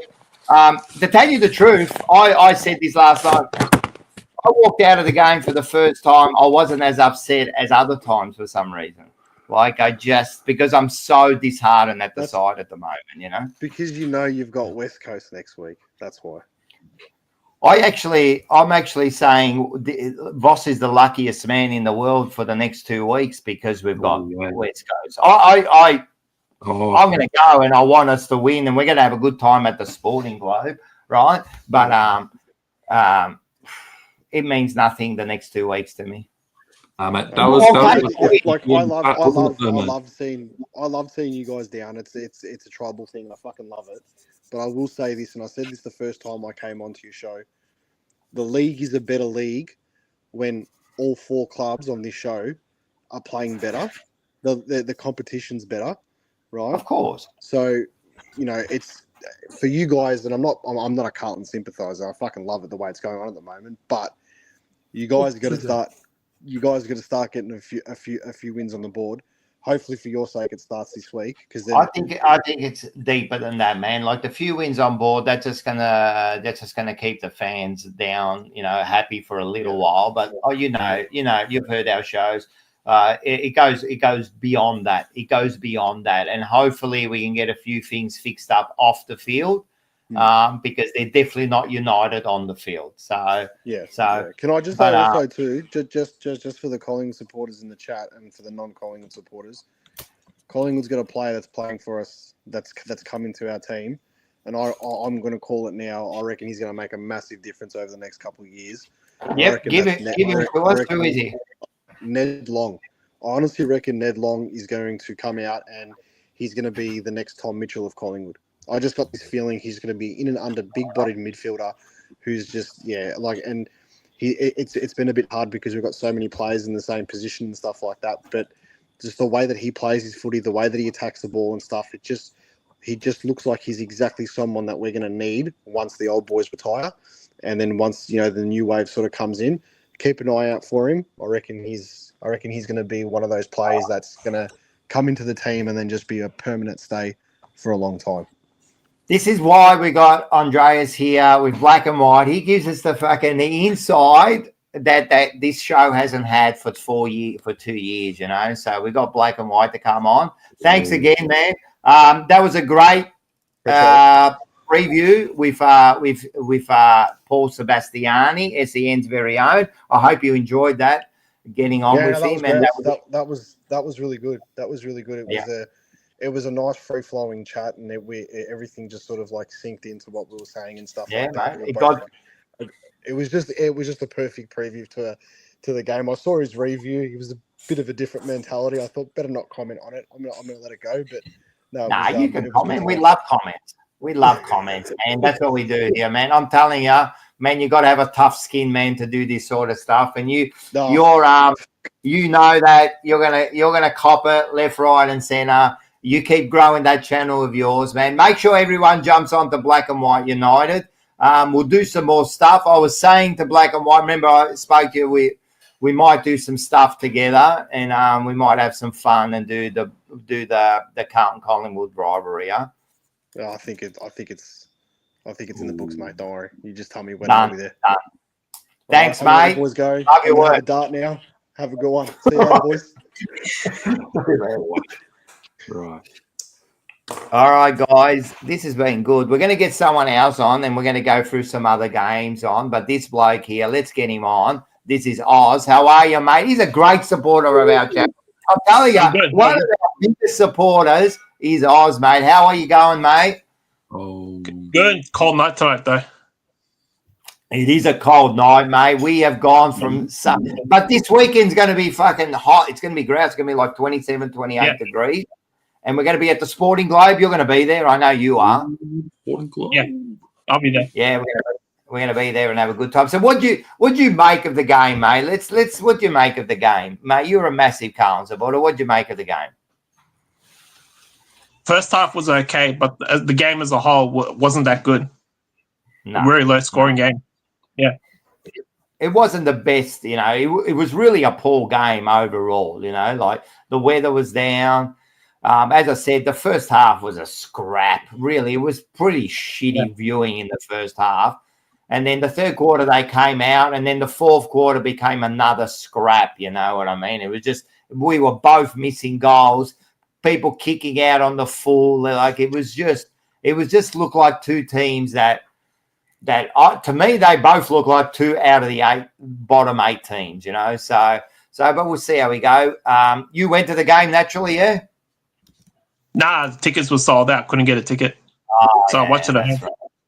Right. Yeah. I'm going to the round 6 game, though, I guess. Well, about what? I was going to say, have you got something to say to Manny? What do you think about the Pies there? I think they're doing okay so far this year, but not sure if they're top 4 yet. And they got some injuries this week, so they got injuries. They got I think they got a suspension and 2 injuries, so we'll see how they go against us. No, he didn't go to the game. They face the Swans.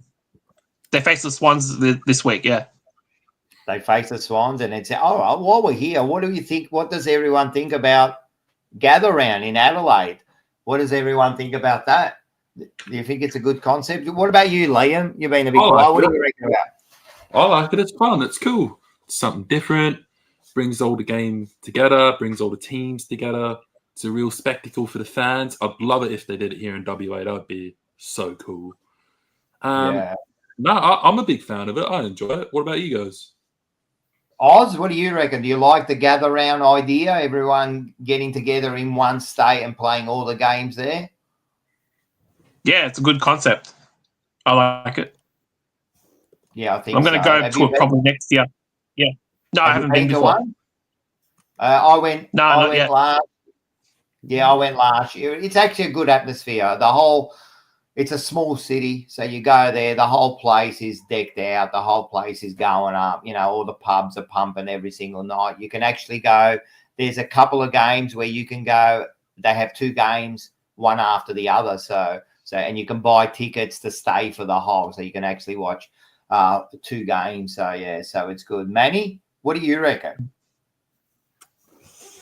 Yeah, I don't know. I mean, to me, it's all a gimmick. It's all about promoting, and they want to try and build this city with doing this. To me, it's just a business. I reckon they're going to do it, and then, like I said earlier on, they've gone there and what's his name, the bloke who's the boss of the AFL, saying, "Oh, we're going to talk with the premier, and we're going to try and see whether we keep it for next year." It's all a business, mate. It's all about To me, I don't like it. I think to myself, you decided to have that bullshit opening round. What a fucking waste of time that is. Now you want to do the gather round, and then it's just too much. Go back. Some things that you need to go back to the original concept. That's my personal opinion. I reckon, just quietly, Liam is absolutely 100% right here. Have you seen some of their merch where they've got like they got the merch and they got like all the teams on one jumper? It's fucking ridiculous. Who would wear that shit? Nah, that's. Would that be something? Would that be something you buy, Rocco, just to keep for as a memento? What do you reckon? Nah, because then you'd have to wear Collingwood and Carlton and all that. I don't have anything black and white. I would never. I was saying this last. I hate the bird magpies. I hate them. I hate zebras. They're fucking. I hate them because they're black and white. Black and white is like the arsehole of everything. So, no, I wouldn't wear another team's colours. Unlike you, the way you put that scarf on, the Carlton scarf on, I would never do that. That doesn't matter. I would never. For you, it's okay. Oh, I don't. You know what? I don't mind, mate, because like I said, for the last whatever years, you guys have been our girlfriend. We just do whatever we like with you guys. It's okay. I would never do that, and that just shows how plastic supporter you are. What do you reckon about that, Oz? Would you wear another opposition's colours? Hell no, I wouldn't. Would you I've been see a Carlton that? for years. Yeah, I'd rather neck myself. I'd rather stick bloody hot. My wife's Carlton, and it's all in love and war. So you know what I mean. Yeah, but again, you aren't real supporters, so it doesn't really matter. Would you sing the opposition song? When the opposition song comes at the start, do you hum to it? If I start humming to it, I have to punch myself in the head just to remind me, don't do it. Really? Well, surely sing our song. We have the best song in the league. Everyone's got to agree on that.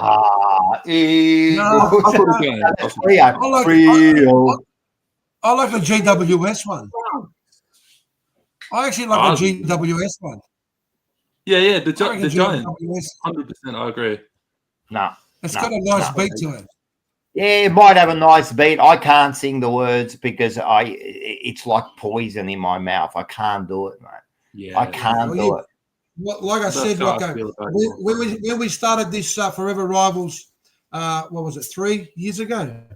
Yeah, sounds fourth year. So yeah, it was 4 years ago. Originally, the reason why we were there was because Rocco he needed some psychotherapy, so that was part of why we were doing the show. So. I don't need this for therapy. I got my own shows for therapy. I do this for the fans, mate. I don't do it for my therapy. Hey, tell me something, Oz.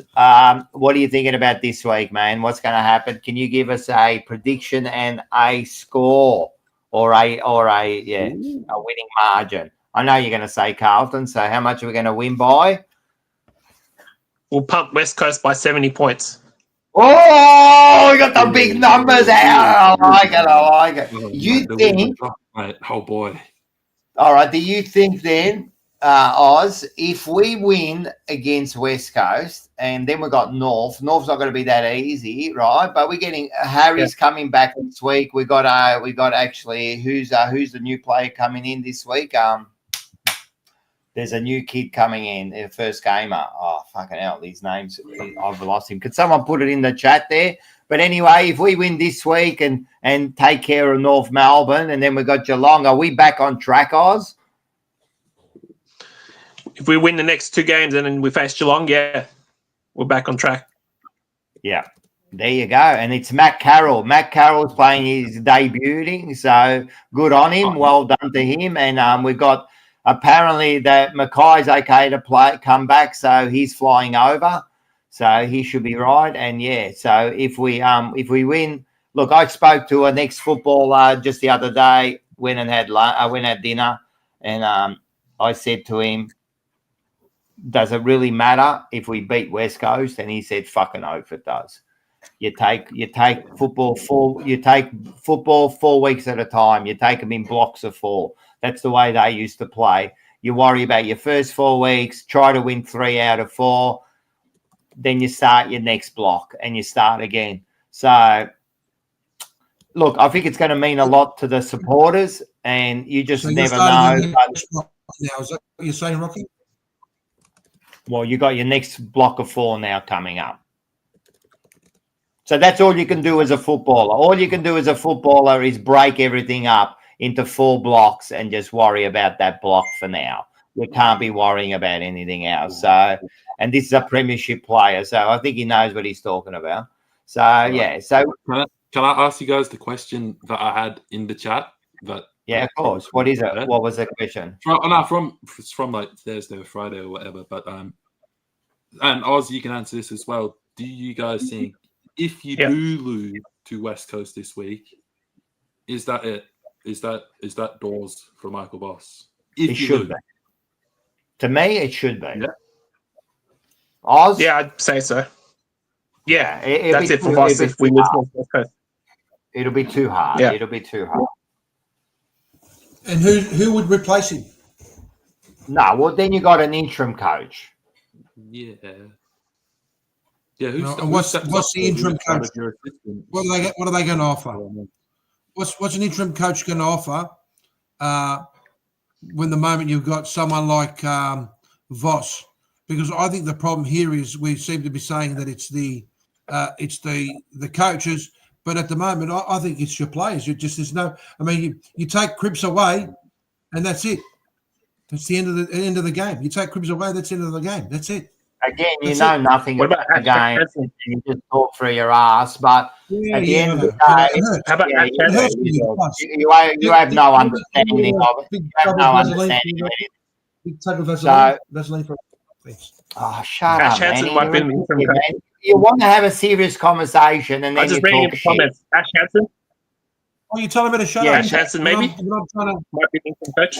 Ash Hansen will come in as interim coach. He said, "What will Ash Hansen bring?" Yeah. It's not about what he brings. It's all in the term, Manny. Interim coach.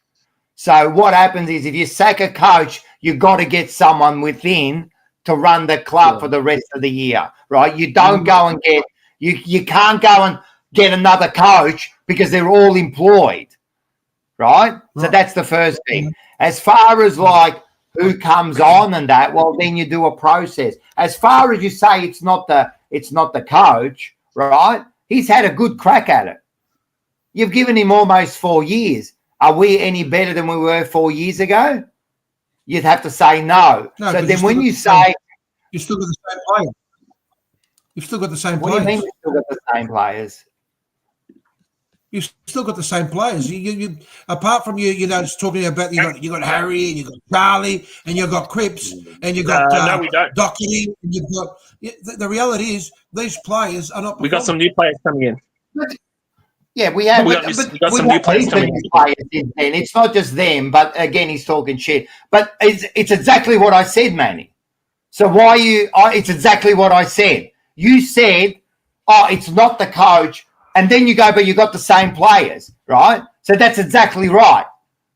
So you got those players and you haven't improved, right? So that's got to come down to the coach and the coaching panel and the coaching department, doesn't it? Like if you're a leader and you can't motivate your team or you can't get a game plan to work, whose fault's that? I mean, players have to take some responsibility. But at the end of the day, a leader's a leader, mate. Like if they're not if your team's not performing, what do you do? What do you do? You just change your coaches because that's what you guys seem to Well, be that's doing. what you got to do. That's what you got to do. You did it 2 years ago with Buckley, and before that, you had Malthouse. You had Buckley. Before that, you had Malthouse who won premiership, and you change your coach. Sometimes you just got to change it. Buckley, we played in the grand And final. it doesn't matter. You're talking about coaches. Stop talking your rubbish. You're talking about coaches. You're saying, "Oh, what does you got to?" If it's not working, what do you do? You're not making sense. What do you mean I'm not making sense? If it's not working, what are you going to do, Manny? Huh? Yeah, but what I'm saying is that at the moment, you seem to be saying that you've given Voss 4 years or 5 years, and nothing's changed, right?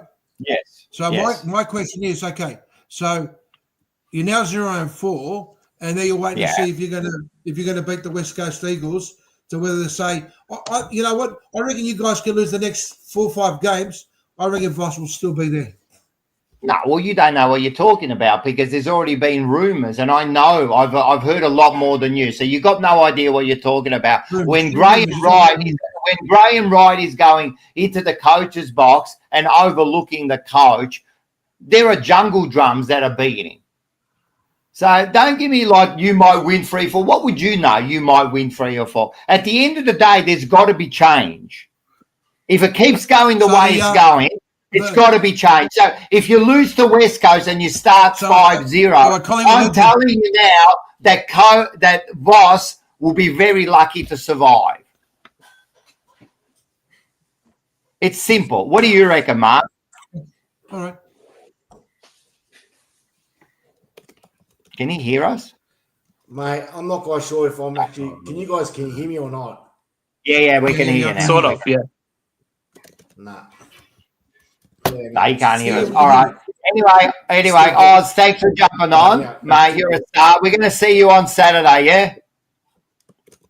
Yeah, I'll be at the Sporting Globe Northland on Saturday. 100%. Great plug. I love the way you did that. Sporting Globe Northland. See you there. We're going to have a good day. And trust me, we'll take the points away. Thanks, Oz. Thanks for all your support too, man. You're a star. See you, mate. No problem. Thanks, Rocco. Thanks, guys. See you, mate. All right, you know what we're going to do because we've been really off track there. So what we're going to do is we did have another game. Let's go, mate. This is your game here, Liam. How'd you go? Well, you know what, mate? That's not too bad of a result, and it's not really something I've ever really had to say about my team before, but honourable loss. Not a term we want to get comfortable with, but it's kind of, it's the best way to describe this. This was a team that pumped us by like 20 goals last season. This is a team that's just won the Premiership.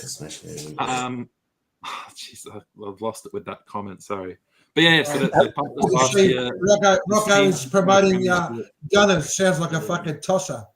Hey, Gunners, when you play next week, Real Madrid, come and talk to me.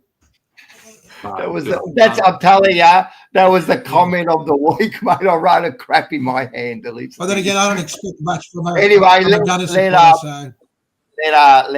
Liam talk about his game.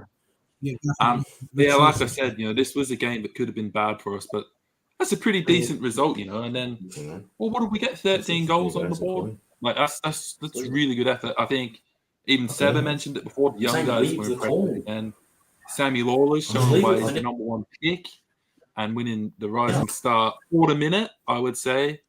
Harry Armstrong, I thought was really good as well. It's definitely his best game. He's going to take time to develop, but it was nice to see him get on with a couple goals. I think one of the most exciting things for us was that Tom Lynch, who's our big key forward, he only kicked 1 goal for the game. So, it shows that we've got our other options. Seth Campbell, he kicked 2 goals again. He's kicked 2 goals in all 4 games this season. He's been outstanding. Like, if he was in a better team, like he'd maybe be an All-Australian chat as a small forward position. Maybe I'm a bit biased, I don't know, but he's definitely been one of our top 5 players. I've loved watching him. I got to go in and support Tim Taranto as well. Richmond fans love to bash him. I don't know why. I still think he's doing a pretty good job. I know he's not the best kicker of the ball, but he's still going in the midfield. His numbers are great. He's winning the ball. And, you know, against a really good contested team. I said it last week. I said I was worried going into this game about the midfield battle, but he's been good.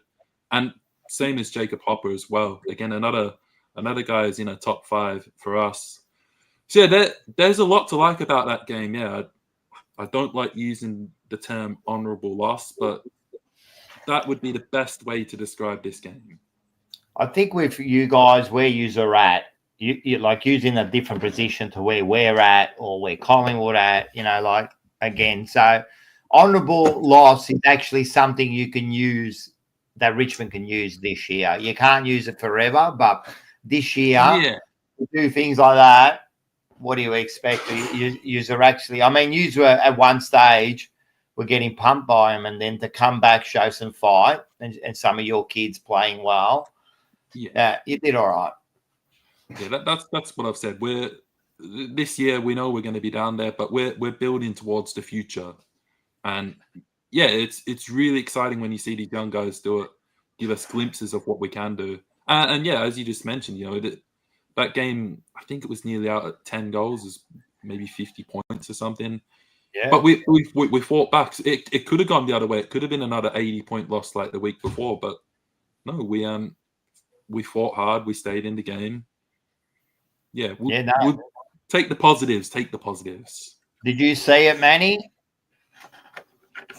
No. Oh, sorry, no, I didn't get a chance to. Didn't get a chance to see that game, but all right. Before we go in, we have got someone else in the studio. We're going to get him on in a sec, but let's have a look at this. This is your job, Manny. All right. Well, you know, there's no big surprise there. Hawthorn, for some unknown reason, there's a club that, you know, they disappear off the face of the earth for about 4 or 5 years, and all of a sudden they're coming back, and you know they started looking good last year, and they just missed out on playing finals football, and now, of course, they're sitting on top. But look, no surprise there. Brisbane, you know, they won the flag last year, but big surprise, Gold Coast Suns. There's a big surprise, and the Mighty Pies are sitting in the 8 at the moment. I think the next 3 to 4 weeks are going to really show whether we're going to be top 8 contenders. But further down, it's a very lonely place for Richmond, Carlton, and the Bombers. So you know, it's. But there's 4 points next to our name. There's good scenarios, isn't it? But I think at the moment, you know, I mean, Richmond's rebuilding. Carlton's, you know, going through what they're going through at the moment. Because, as you said, Rocco, there's obviously this. It's bigger than on the field. It's obviously happening away from the field. But Essendon, just for some reason, there's a club that just they're always in the limelight. They're always trying to get the right coach. They're always trying to get the right manager. They're always trying to get the CEOs. They're trying to get the right coach. It's just, yeah, at the moment it's sad. We haven't got we haven't got Mark to defend himself here. His internet is traveling the way Essendon's traveling, and that, who knows what's going on there? No one knows. Maybe you should feed the internet some peptides and get it going again, you know. But anyway, we've got Scotty Tompkins, but we can't see your face. You did tell me you were sick today. What's going on, Scotty? Yeah, I'm a bit under the weather, fellas. Hello. Come down with a case of performance anxiety, so I'm not exactly comfortable showing my face. But Mark and Matty, they could take this advice. If you're not feeling camera ready, there's no shame in just leaving the camera off when you come on the stream. Should Magpie Manny take that advice? I'll leave that to him. But I know he's a handsome man. Just get closer to the camera, Manny. Have you been mewing, Manny? Listen, I do okay for a bloke who's nearly 60, mate. I do okay for a bloke who's nearly 60. Are you 60? Are you 60? I No, really nearly thought, that. like, I'm not being rude, man. I really thought you were about 67. So I'm actually shocked here. Oh, okay. Well, thank you, Rocco. I appreciate It that. was just, Obviously, look you need good. to I go didn't and say you were 60. I thought, Man, No, I'm you didn't 31 need to- on Monday. I'm 31 on Monday, and I don't look a day past 16. Well, happy birthday got for the Monday, Scotty. And I hope that Carlton beat the Eagles as a birthday gift for you. I don't need your pity, Manny, but thank you. There you go. No, that wasn't pity. That was me. That was me telling you that I'd like Carlton to give you a gift. That's not a pity. have you got anything to say to these guys? Have you got a question, Scotty, for Liam or Manny or me? Maybe you got a question for me. Well, this is a round table question. I do wish Mark was here because it's a bit more. I don't know. It's more of a footy question than it is specifically about any of our team. Well, it is a team question, but as we know, Carlton's going through a bit of an existential crisis at the moment. And one of the main issues that the Carlton fan base has expressed is that we feel that the club it's no longer a club, it's like a business, and that its priorities are business first and premierships are well below even second. And we feel that the club has lost a bit of its soul, and we don't necessarily have that connection with our club anymore, which is why I thought this would be an interesting question, especially for somebody like Liam, who's an interstate fan, because looking around, I don't think like any club in the modern era really has that connection with their fans anymore. As far as like, I don't think they really feel like they have an obligation to have that connection with their fans anymore, if that makes sense. Like, do you feel connected personally to Richmond, Liam? Do you feel that they have a connection to you as a supporter? Scotty, that's a really good question, mate. To be honest, I really back the waffle team over here, East Perth, the Royals, because a few of us were going on about it in the chat. I actually feel more connected to that club. And I don't know if that's just because it's an interstate game, because I go watch them every week.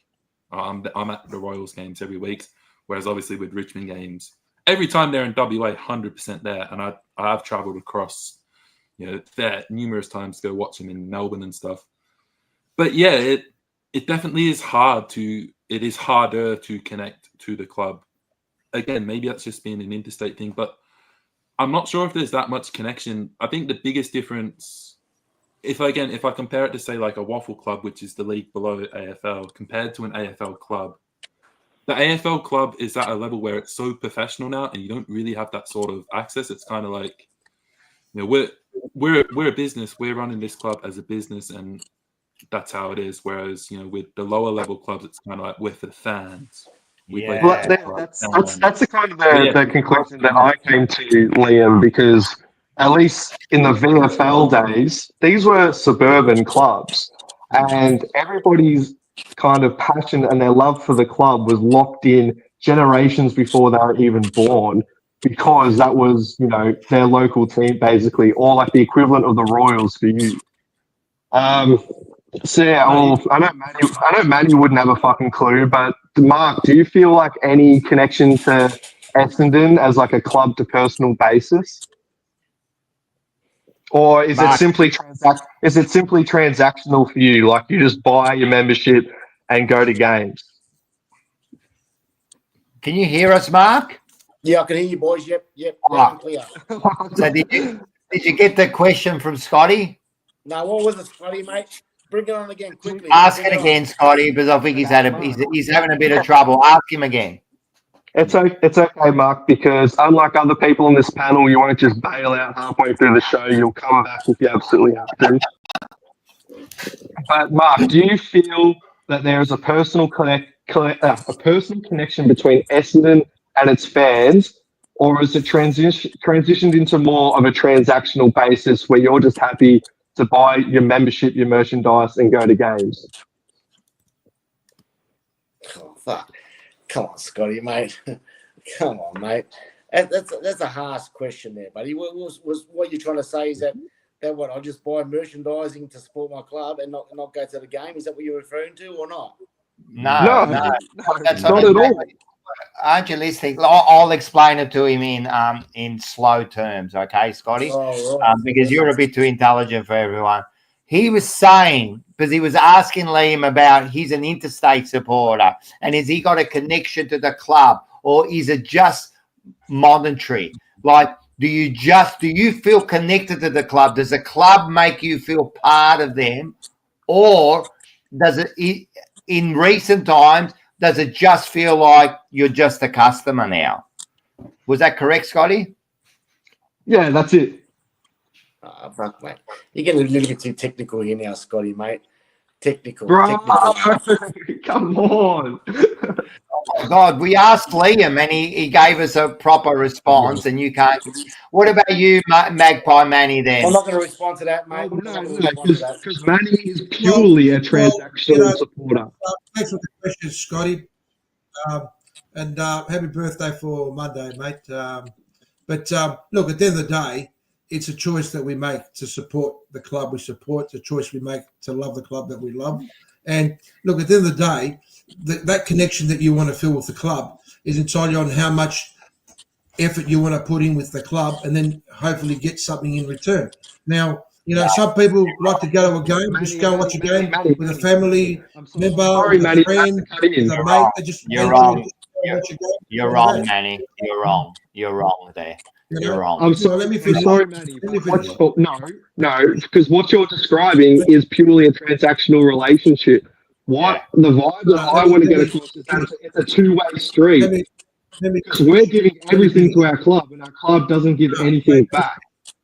The biggest problem is these days is that the clubs have become so big, and these memberships are so many that it's unfortunate. But you know, you can have 100,000 Carlton members that would love to be able to watch Carlton play in a grand final, for example, right?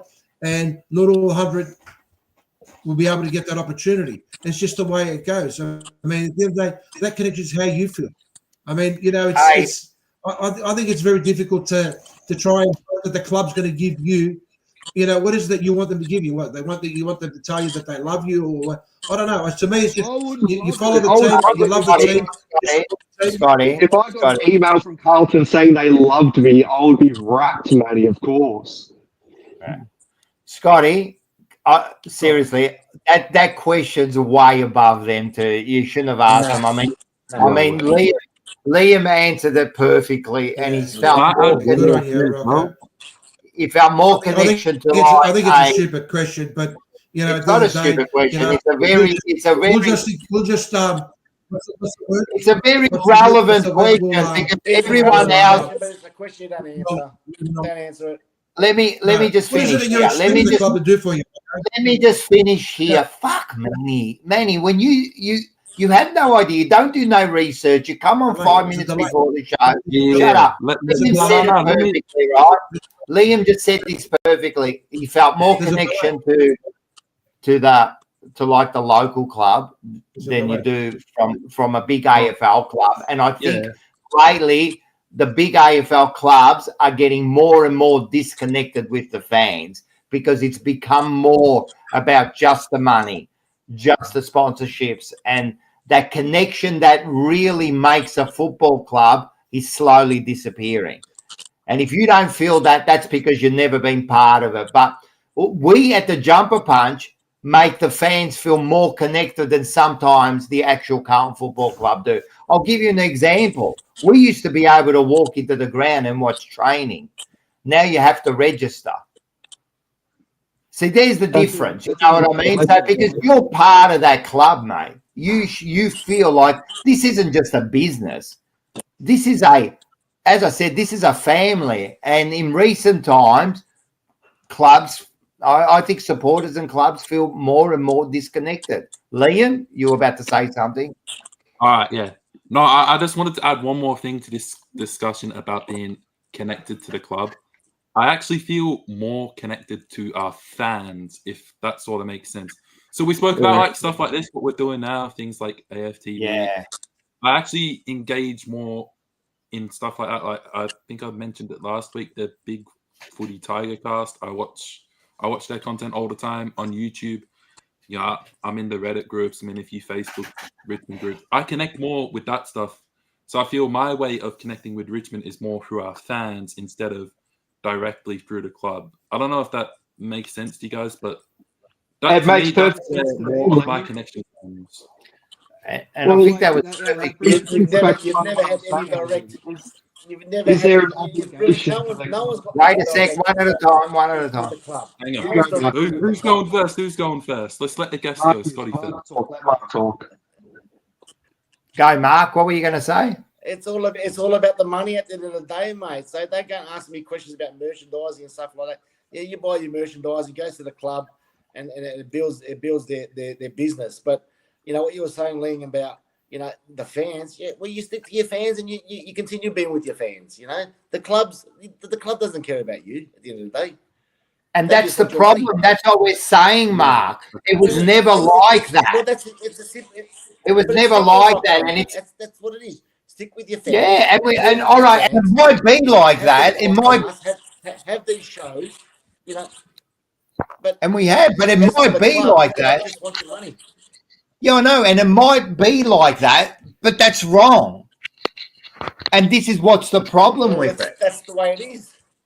Well, just because that's the way it is, it doesn't make it right, man. It's actually fucked. And if it wasn't for people like, if it wasn't for shows like ours and Blue Abroad and Black and White and all that, the fans wouldn't feel connected to the club at all. You almost feel completely disconnected to your club these days. You're feeling like a transitional, like just a monitoring. But that's even with the players. I remember 25 years ago, right? Players were playing for the jumper. Yeah, they were playing for the jumper. Nowadays, they've got a contract for a couple of years, then they move on to another contract. That loyalty doesn't exist. I think back in those days, 25 years ago, it was different. Of course, money's taken over, but what I'm saying is it was more passion. Players, it would be unheard of to have, like you said, there's a couple of people that very well who played in a Carlton grand final. They played for the jumper. There was that passion there. That doesn't exist anymore. That's long gone. David Rees-Jones on a recent episode of Blue Sundays at 7 p.m. on Sunday nights on the Jumper Punch channel, he said that playing footy for him was an escape from the real life, and that putting that jumper on gave meaning to his life because they all had full-time jobs then. That's why they would wear the jumper. But that's completely irrelevant to what we're talking about. Why is that? It's about the. Why is it irrelevant? It's not irrelevant. It's the clubs that have made these players believe that they're superstars. They're on $1 million a year. It's not irrelevant. The facts are. No, but what's that got to do with? What's that got to do? In March, it was the passion. What's that got to do with the connection? That's what I think and what I believe. What's that got to do with? What is? It's your fucking choice, Scotty, to go to a fucking game. You don't want to go to the game? Fuck off, Scotty. Simple. What are you talking about, Manny? We're not talking about going. What are you talking about, Manny? What are you talking about, Manny? Scotty, first of all, he drives 2 hours every time to go to every single game. So don't tell Scotty which game he goes to. Second of all, that's got nothing to do with what we're talking about. What do you do? You want to Scotty, listen, Scotty, next time you're going to ask a question of Manny and that, please dumb it down. That's it. Like, that should have been just asked. Just ask it. Just ask it. Oh, Manny! Come on, Manny. The only thing I'll be asking for is an apology after that outburst from Manny. He's boiling. Oh my God. He's got no idea what he's got. He thinks by doing that, he's actually made a point. We went on about having, we went on and had a serious discussion about about teams and players being more connected these days, and you went on to a rant about if you want to go to the fucking game, and this is a guy who's been to one game in 2 years. Shut up. Move on. Hey, Scotty. Hey, what? I know you guys are Carlton, you guys are hurting at the moment, but that's the way it is, man. Just move on. Get on with it. It's all love. It's all love for the rivals. Manny, if I see you at the Sporting Globe on Saturday, we'll have a sparkling water together. But thanks for the discussion, fellas. Good luck on against the West Coast, and happy birthday for Monday, mate. Remember, it's the Fourever rivals and the band. Thanks, Manny. I'm looking forward to my apology. See ya. See you, mate. I'm not going to apologise. You're sit there and you're a dickhead. You're an absolute dickhead, Manny. You've absolutely. I mean, I go off on a rant, but you don't know what you're talking about. Move on. I'm done. Move on. I'm done with you, Manny. I'm done with you, Manny. I'm done with you, Danny. I'm done with you. I really am. I really am. That was insane. That was an absolute. Should we preview the games for this week then? Yeah, we'll preview the game. I'm done with him. All right, cool. Get over it. Manny back to his best, which is not much at all. Yes. The reason you don't understand that question is because you haven't been ever connected to your club. But you keep saying that, Rocco. You keep saying that. My point was, and I said it nice and clear, and you got some for some odd reason. Every time I say something, you think it's okay to sit there and always bag it. What I'm trying to say is that at the end of the day, the club has become bigger than all of us. They don't care about us. Simple. We've said that. Move on. Useless cunts. All right. Well, yeah, Mark. As if Mark's mic is best in the toilet. I don't know. First of all, Mark's not even on. His mic, he's swearing into the mic about he's swearing he can't get it going. Mark, as soon as you get it going, this is the Jumper Punch, not the Manny show. Yeah. Seriously, Manny, you should just do some research before you come onto the show. Let's get on to some tips. What do you reckon? Let's do it. Boom. All right, I've got him up there. Let's go, and we'll quickly go. If Mark's not there, I'll get his tips later on, and we'll quickly go through these. We've got you do this. Liam, this is your job. Let's start with the first one. Right, boom. Thursday night, tomorrow night, Gabba round starts. Adelaide versus Geelong. Should be a ripping game, but I think Crows are playing really good. Obviously should have won last week, so they could be 4-0. Geelong, they haven't impressed me too much this season. Also, I don't really like them. Nah. Adelaide is my tip. Yeah, same here. I mean, the game is at Adelaide too, so I'm going to go Adelaide.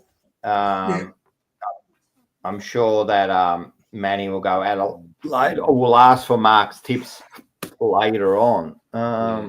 Get him to put him in the chat or something. Adelaide for me, please. Wait a sec.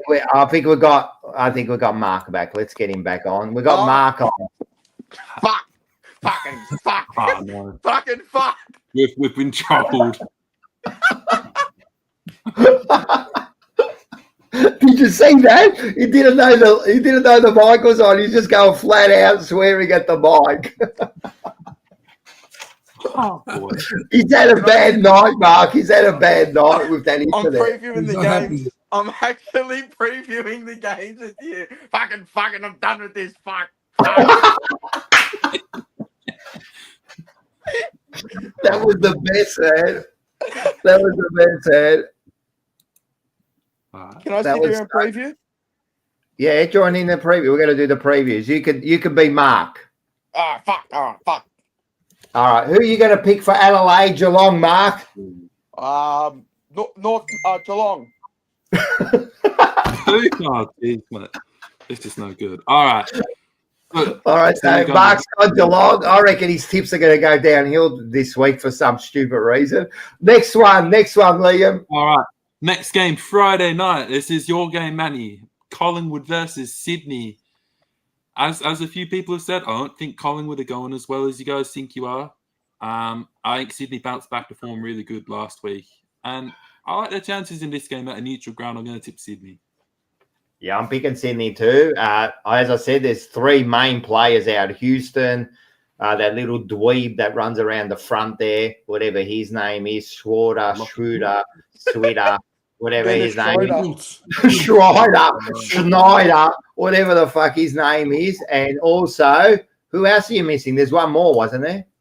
The Goey too. So, yeah. So, Manny, give us a quick why you're going to win, how much, and who's going to win. Yeah. Oh, look, it's a neutral ground. It's going to be good to see Hoskin Elliott back for this year. So we're looking forward to seeing Hoskin Elliott, at his best, hopefully. And I think that's going to be really important to see how well he performs. But look, at the moment, the team's starting to sort of shape up. It's starting to sort of find itself. The start of the season, there was a question that was asked by Scotty Tompkins was will the geriatrics survive the year? Look, at the moment, they're doing okay. I think it's all about management, but I think we'll just get over the line and beat the Swans by 2 goals. Fair. Cool. Here we go. Oh, we got 2 marks. Sort of. So we got the other Mark, but I can't see him. I can't hear him. Mate. Nah. Nah. Mark, As I said, you got to pack I'll him in for something, mate. It's just not. I don't know. What do you reckon, Mark? Who's going to win this game, Mark? Oh, fuck. This one's the coin flip. This is the coin flip. This one's the coin flip. All right. So, heads is the draw and tails is the draw. It's the draw. He's going to go for a draw. You get 5 points if you pick the draw. Oh, mate, this is great content, this. This is great. That would We be move on to fun. the next game then. We got someone else on there that ultimate greatness. We'll get you on in a sec, mate. We're just going to do these and then I'll get you on. Let's go through these quickly. Next one. All right. Next one is North Melbourne, Gold Coast. Gold Coast are playing really good footy. I think they're winning this one comfortably. Yeah, they are Yeah, playing I some agree. good footy, aren't they? I'm going good Gold footy. Coast. Gold Coast. And Mark, what are you going? Not a draw. North Melbourne. Melbourne. Here we come. I think Glenn Up the Archer will have a shin, ripper mate. game today, this weekend. So North Melbourne. Glenn Archer to hold the forward there. I like it. And the next one, we got the preview here, Carlton and the Eagles. All right. This is pretty simple. Everyone's going to go Carlton, I think. What do you reckon? Or Manny, what are you going to do?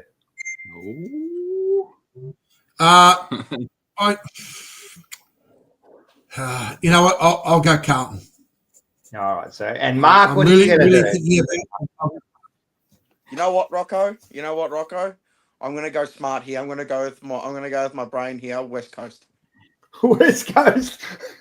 This is I've never seen Mark tip like this. No, it's a good strategy, mate. I'll do the It's same. the kiss of death round. We're going to kiss of Everyone, death round. Mark West Coast. Yep, that's it. We got it. The coin never lands. Oh, look, the coin never landed. He flipped the coin and never landed.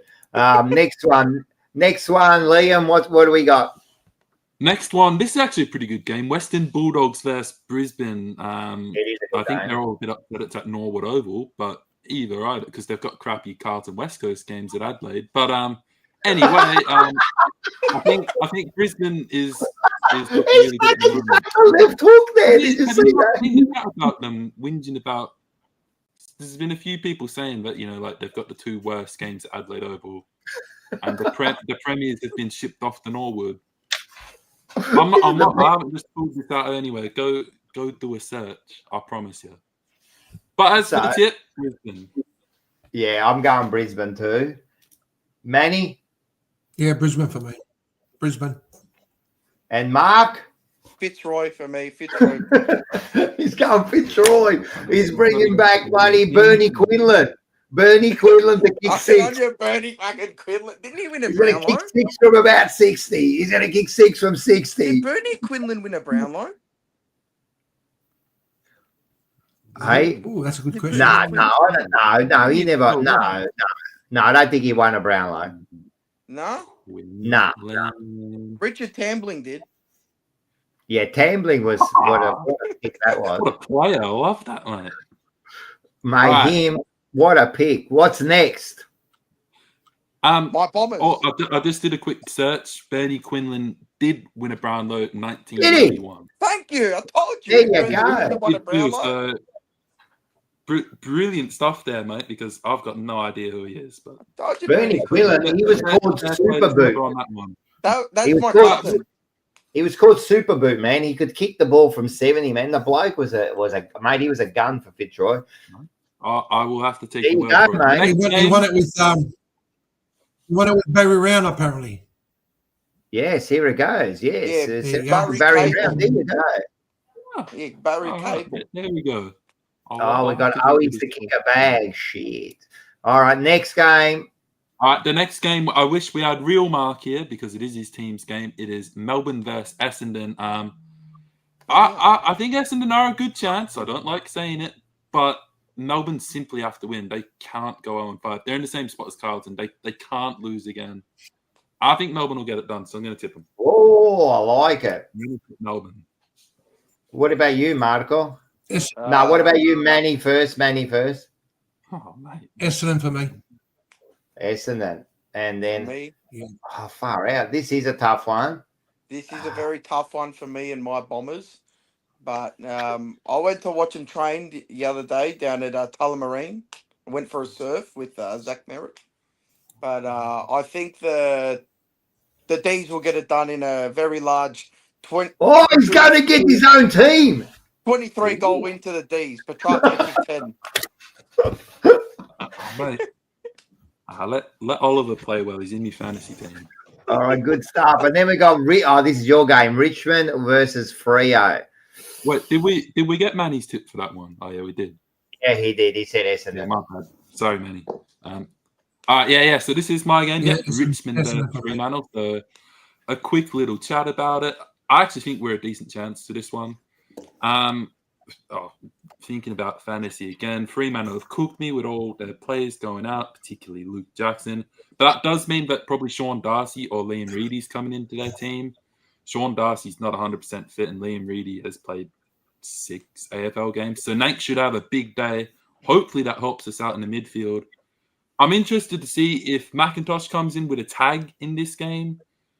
Again, for fantasy reasons. I hope he doesn't go to Sarong, but I think it would be Sarong, maybe Brayshaw as a tag. He got subbed out in our last game, so interested to see what we do. Interested to see what other moves. And then just a little quick one about one player. We spoke about him last week, but Noah Bolter. He is available to come back in. There's reasons why we should pick him. If it wasn't for all this stuff that's happening off field, he would be in our best 22 anyway. And I don't think he's better than players He's like a maybe fucking a criminal. Ben Miller or a Jacob Blight. However, yes, he's been training with us as far as I'm aware, but match fitness is a totally different thing. It's really weird that we're going to bring him straight in. Even with a young guy like Josh Smiley, who just got back into VFL this week, he's not going to come straight into the team. Uze already came out and said he's got to find form first. So yeah, I think it should be the same for Bolter as well. I don't expect him to play this week. But as far as a tip, I do think Fremantle have to win this. If Fremantle want to be taken seriously, they should be beating us. But again, I don't mind our chances in this one. Don't be surprised. I'm gonna pick Fremantle. This is my strategy. I was going to say before. No. If I pick Fremantle, Just I'll hype get the them up tips, for so I'm 10 happy. minutes and And if I win, I'll be happy. It's a good Yeah, strategy. Of course you're going to be happy, but you just, I could swear you were just about to say Richmond. You pumped them up that much, and then you go, I wouldn't be surprised if they're going to win. Who are you going to pick? Fremantle. Lads, I used my head, unlike some blokes here. I used my head. Hey, That's all I'll say. That's my problem, man. Fucking, I use my head too, but last time that happened, man, I had to get married. Boy, I'm not going to get into that. Oh, All right, next one, Liam. Next one, Liam. You guys didn't tell me you're picking. Oh, yeah, I'm going for Fremantle. Mark already put in his tips. What is your tip, Marco? I think I'll go Richmond. Richmond, all right. And Manny? Oh, yeah, he did tip. Yeah. I said the Doctors. Everyone Fremantle. All right, next one. The next game is St Kilda versus the Giants. Surely St Kilda don't win again, but they've been playing pretty good footy. But I do like the Giants in this one. I think if Brisbane are the premiership favourites, Giants are number 2. I think they'll win this game. I mean, I do put up female comments always, but you're being smart with these pictures. And I don't know if I should be showing these pictures all over the thing now. Just quietly, I mean, I'm enjoying the pictures, but like, it's all good. So St Kilda and the Giants. I'm going to go. What did you say? Sorry, Liam. I'm tipping the Giants. Yeah, I'm picking Giants too. And Manny. Yeah, GWS. And what about you, Marco? Saints for me. Saints for you. Far out, man. You're going. You. This is like the kiss of death here. And the last game. The last game is actually a really interesting one. It's the big semi-final rematch. It's the Ken Hinkley versus Jack Ginnivan rematch. It is Port Adelaide versus Hawthorn. At the moment, Hawthorn have looked really good. They're coming in off a week off, and then Port Adelaide have had a couple disappointing weeks. You feel like they have to respond, and it's a good time to do it. I just don't trust them at the minute. I'm tipping Hawthorn. You know what? I'm going to actually go. Wait a second. Let me fix this up. What do we got? No, I think, and they've lost who? They lost Will Day, is it? Did they lose? He's out for like 4 or 5 months. I think he's stress factor. Yeah, that's a massive loss. You know who we need? We need Hawker. Where is Hawker? We need him to preview the game. But I'm going to go Port Adelaide. I think Port Adelaide have got it this week. I don't think Will Day will play for the rest of the season, to be completely honest with you. He doesn't know. That's a bad injury. A stress fracture in the foot is a very dangerous injury. Yeah. This could be one that's going to linger on.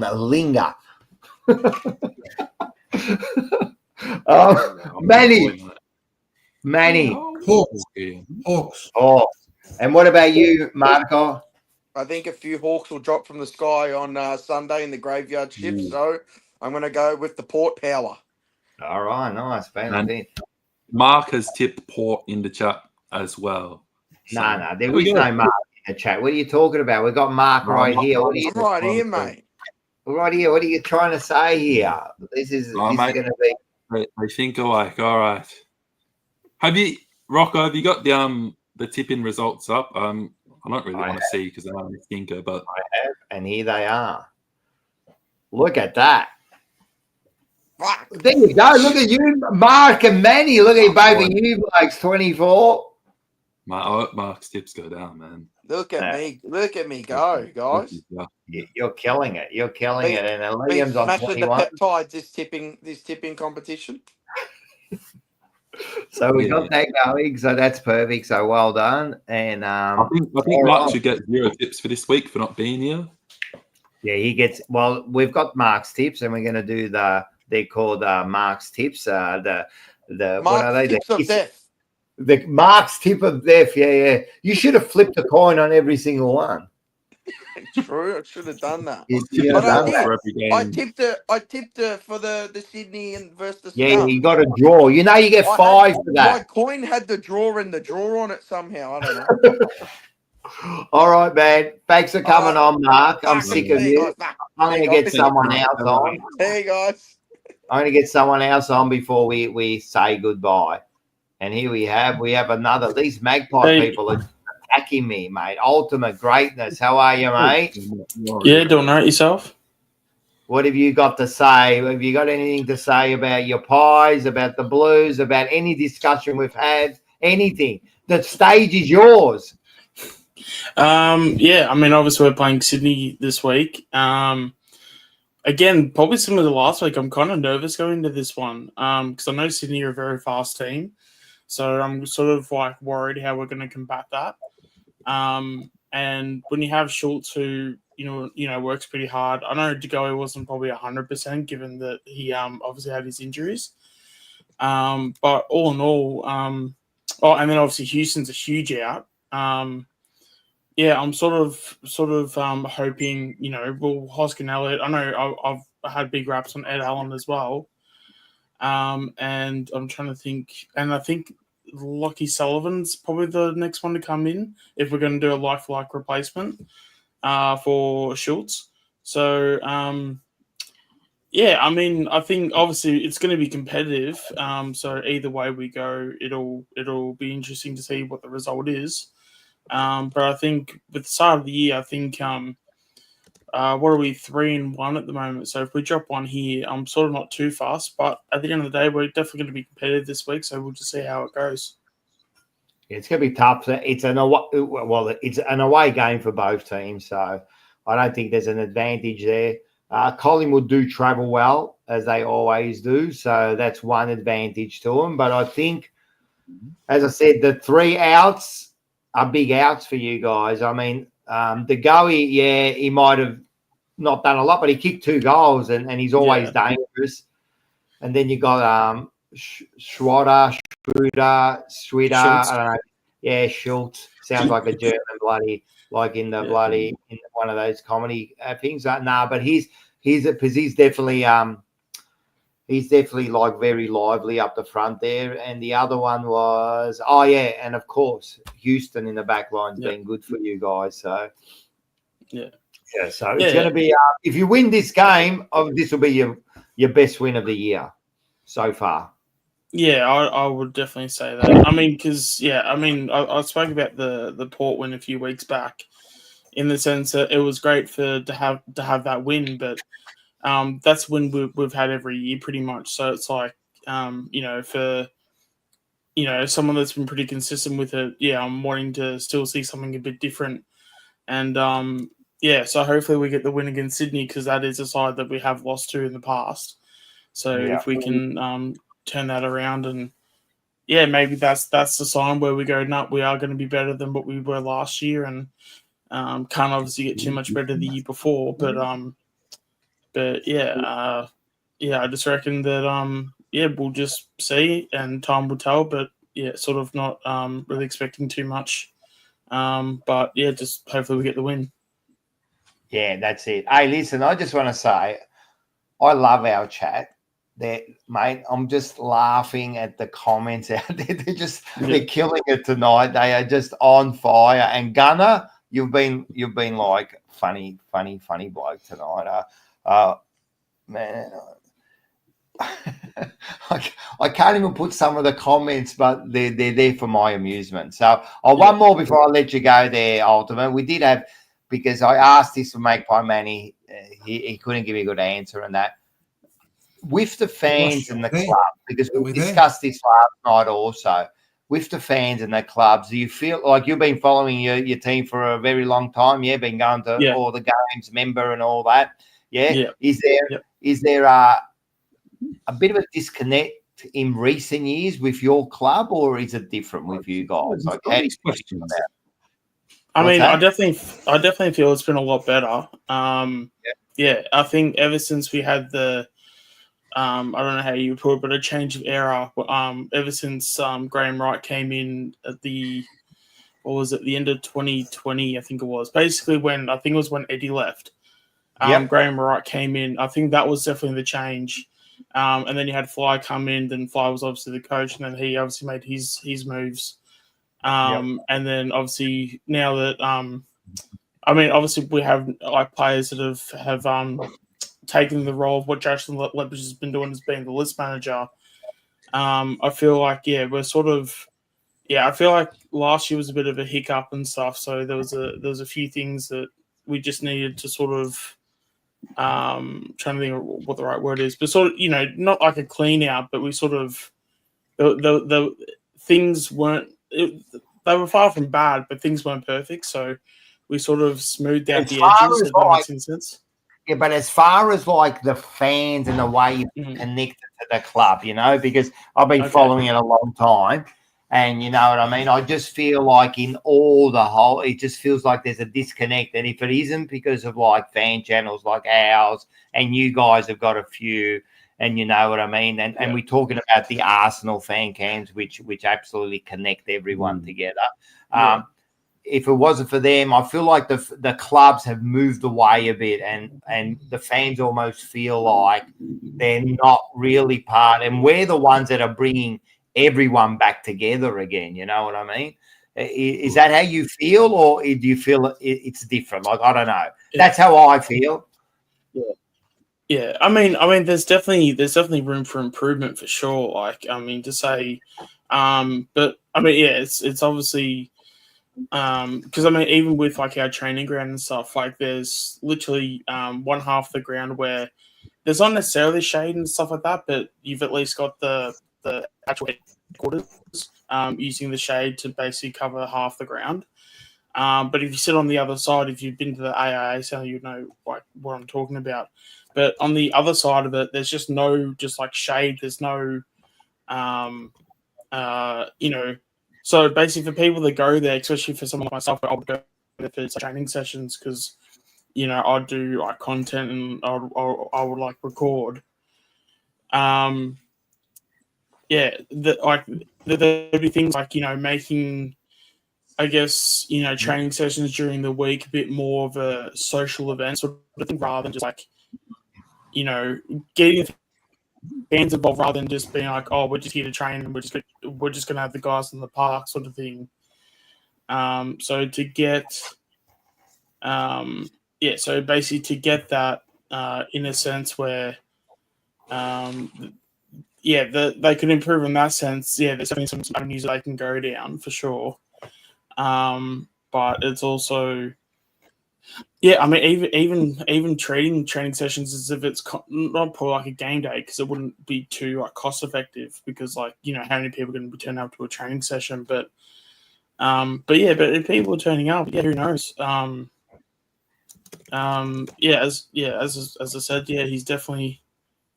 Is my footage not going right? Is it? Yeah, nah, you're a bit, and you're kind of breaking up a bit too. But we did get your thing, and I think we do understand. Look, it's good, but I think you've said it perfectly. It could get better. It can get better, So, look, man, thanks for coming on. 1,000%. You look like you're as someone said, you look like you're a ventriloquist there, but you're a star, man. For keep coming on, and we'll see you next time. Yeah, and good luck to the Swans. Yeah, all good. See you guys. Hopefully that don't go as well as the Pies, but that's it. We'll see. Just as long as it's a good game, that's all that matters. Yeah, that's it, man. You just keep smiling, and thanks for supporting the channel, man. You're a star. All good.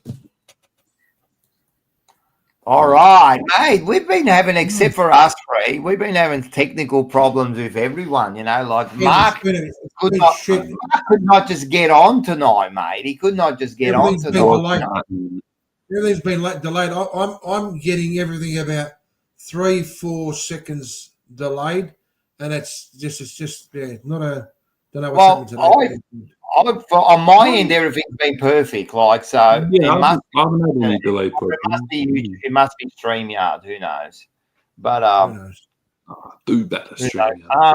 Have we got it? I think we've talked about everything. We've gone through the game. One more question to you two. Of course, man. Of course. I missed it on gather round. In terms, so obviously we've got Collingwood and Sydney playing in a neutral game. Carlton, West Coast, neutral venue. Richmond's game is a neutral venue. Yeah. Do you think that? I know we've obviously spoken a fair bit about crowds tonight, but do you think playing in a neutral venue does that help a team, or does it hurt a team? Like for a team like Carlton, do you think playing at Adelaide Oval without all your fans there? I mean, you guys are obviously doing your thing down at the Sporting Globe, which is great, but not having your fans actually at the ground, does that hurt you guys? That's an interesting question. Would we? Well, look, at the end of the day, I mean, if you're playing at home and you've got your fans there, it has to give you an advantage. It's got to give you an advantage. And this is why when teams come from interstate, I mean, Victorian teams have always got an advantage. And when you go over there, at the end of the day, they've got an advantage. And it's not just because they know the ground, it's because of their support, you know. But as far as the ground's going to be neutral. Where are we playing? Are we playing at Adelaide Oval, are we? Both of your games are at Adelaide Oval. So, I mean, and to say that's an advantage. Your games are at Adelaide Oval, and ours is at Barossa, I'm pretty sure. Yeah. You're playing in the wine field. You're playing in the wine yard somewhere, in the vineyard somewhere, right? The market of the valley. That's it. You're going to have a few wines. Oh, look, the question is who's got the advantage this week, West Coast or Carlton, you know? So I think it'll be Carlton because West Coast, they can't travel at all at the moment, you know. So but does it make an advantage? I don't know who it's going to favour. I think each club is different. What do you recommend? Well, big clubs like Carlton, Collingwood, perhaps even Richmond, but I mean the Collingwood and Carlton supporters, they're good travellers. They've got a good travelling base. But having said that, there's a lot of people who support Collingwood and Carlton, who are two big clubs, who would, I'd say, would have, you know, their own fan base in South Australia anyway. But you know, it's always different when you're playing interstate. It's going to be different. The fact that it's a neutral ground for Sydney and Collingwood in this game. If you're playing against two Adelaide teams, I think that's where your problem's going to be. I think that's where you're going to see that there's that more of that, you got that away, and you'll know you're away. I reckon it definitely evens it up a little bit. It evens it up a little bit. Like if you're playing here in Victoria, it definitely goes to us. If you're playing in Western Australia, you're going to give them little bit more advantage, but it's definitely going to even it up. But we've got a big supporter base in Adelaide.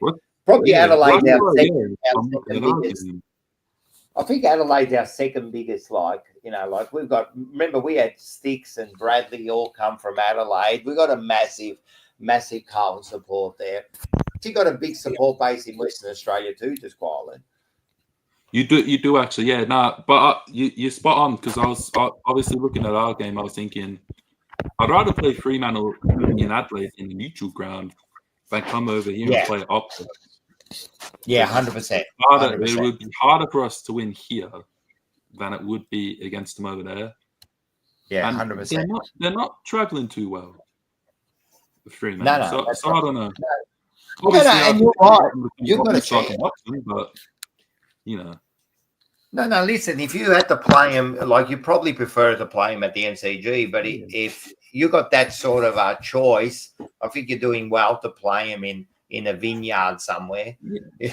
I feel like, Manny, you'd probably feel the same. You'd much rather play Sydney this week in Adelaide than have to go play them in the SCG. Oh, yeah. For sure. Yeah. For sure.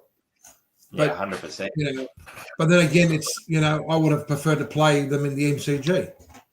Yeah, of course. Look, you'll always take the home ground, but if you have to pick a neutral ground over the opposition's home ground, you take the neutral, I think. Yeah, 100%. Well, there's a theory behind AFL, and there's a theory behind why they're doing all this, and like I said, they were talking about having a chit chat to the Premier of South Australia, and hopefully they were going to try and get the other states to get involved. So it's all about No, listen, about the I money. don't mind. I don't. Yeah, it might be, but I don't actually mind this. It's kind of like grown on me. It's actually a good carnival event, for the week. Get all the teams in one spot. I don't reckon it's a bad idea. It's been building up. Everyone's kind of like, feeling good about it. I don't think as long as once a year, I don't actually mind it. And as I said, I've been over there when they had it, right, and watched my team play. And we went there the day before, and all the restaurants were open and the bars, and we went around, and then we went and watched the game, and that night, and then the next day we were there and we went looking around, and that. You know what? It was a good 2 days away. We actually had some fun. So, I don't mind it. All right. No, right. So it's obviously it's good for the game. That's what it's about. I think sometimes you do need. Of course, it's all about the money, but sometimes you do need, something to I don't know, to give the footy a bit of an atmosphere, and it's worked out good. I don't mind, and we're playing West Coast, so it's pretty good. I think it's the first year we played Adelaide over there, and there was no. Man, you're going to play Adelaide over in Adelaide in Gather Round on a Friday night. Jesus, mate, that's not good. And especially the way they're playing now, they're playing some good footy, Adelaide, at the moment. So it's going to be hard for Geelong this week. Yeah, they're going to be good. Yeah. All right, guys. I think, mate, this could be one of our longest. It's almost 10:30. Good job. I think it's been a good debate tonight and a bit of thing. The only thing was Marco. He's got to get his equipment right, man. That was pretty pathetic. To give him good. I mean, usually his equipment's pretty good, man. Something definitely happened tonight. So, but we had Mark fill in, which has been good for the tips. Thanks for everyone joining in. It's been really good. All the support. Yes, great show. 3 hours is a struggle. It is. I'm actually struggling because I did 4 hours last night, so I am struggling. But I've got tomorrow off, so I'm feeling pretty good about it. Everyone that's in here, come down to the Sporting Globe. Make sure you get onto. If you do go to the Sporting Globe, right? If you do go at any time, get onto the app, right? Get onto the app, right? And you'll get some discounts. Go down. You can go into personal details, find your way through. Use the Jumper Punch as your partner, the one you sponsor, the one you support, and that helps us out in a little way. And on top of that, you get your discounts. So there's plenty of discounts going on there. So you can do that. So that sounds good, So, So thanks again. Sporting Globe, without people like the Sporting Globe and Northside Transfers, Tech Collectibles, all of them, mate, we wouldn't be anywhere, So all that little bit of support helps. Push the like button, share the show. As I said, all those little things help. This actually does take time and money to run a channel like this. So all that support, trust me, is greatly appreciated. And the people in the chat, thank you very much, man. Without you, we wouldn't be here, man. Tonight, we had a great audience, man. I actually had a good time tonight. Look, Seb is sending you love. He loves you. Hey, listen. I do this show. I volunteer to do this show. Okay, I move my shifts around work to make sure I come to the show. Sometimes I can't do it, and that's unfortunate. Sometimes there's other commitments. However, I love the show. I love the banter. Scotty, happy birthday for Monday, mate. Now I love you. I love you. It's all about the banter. Gunners, you've come onto the show and you're on fire today. But let me tell you, mate, it's water off a duck's back.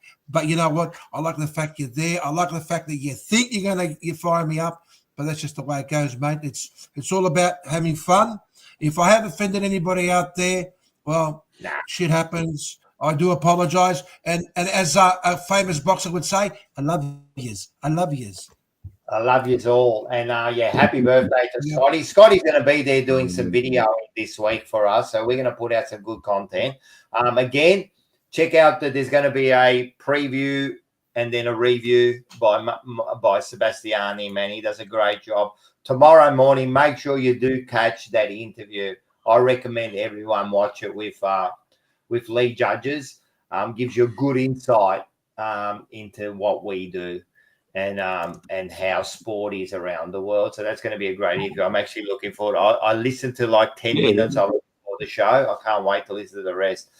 And also, Rico, before we go, I just want to. I'm not going to say a joke tonight. I won't say a joke. I'm going to say. You've been letting us down, mate. No, I'm not going to say a joke. However, just to put Seba at ease, Seba, if Collingwood does lose, I will not be wearing a bikini.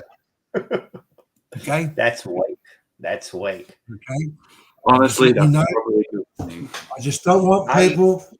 You're going to go and watch Arsenal and Madrid with me. Well, I'm gonna watch it in the comfort of my couch. All right. No, that's good. And Veronica, thank you very much. She's been good. Thank God she's happy you're not going to wear it. What about if I wear one? Would everyone want to see me in one? Hey, Rocco, you were sorry, Liam, but Rocco a few years ago was in a commercial, and you were wearing gold. Was it gold coloured? All right. Do you want me to put it on next week? Yes, please. All right. So next week, if everyone tunes in, I'll do my. I was in an ad. It was for a bikini ad. If you believe it or not, it was called Inch Bikinis. So if you want to see me in the gold shorts next week, I will put up the ad. There you go. Very, very sassy. Very, very sassy. Very sassy. Hey, I was looking good that day, mate. Don't you fucking worry about that, mate. No. I'm not knocking you back there, Rocco. Have you got your OnlyFans? Can you just give us the link to your OnlyFans so everyone can believe it or not, it's actually called OnlyFan. There's your joke. It's only called. Love it. It's only called OnlyFan. It's only called. That's great. I'm telling you, like the chat's going mental here, man. This is the best, man. Look at this Gunners. He's going to have the Kleenex ready for next week, man. I'm telling you. I don't know if you're a male or a female Gunners, but you're going to get excited when I show you next week. No, Gunners is a male. He's a male. He's a father too.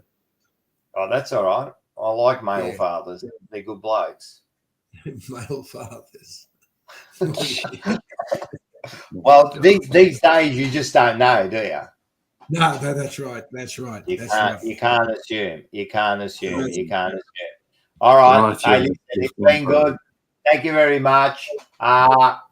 May my team win and your teams lose, but may Mark's team absolutely get punished. That would be absolutely fantastic. I'm sure Mark is doing well. Thank you for coming. That's it. I've got nothing else to say. What do you reckon? We're all good? Boom. Thanks for coming, guys. And thanks, everyone, for joining. Yous are a star. And let's do a 1, 2, 3. Go the Blue Baggers! Go Tigers!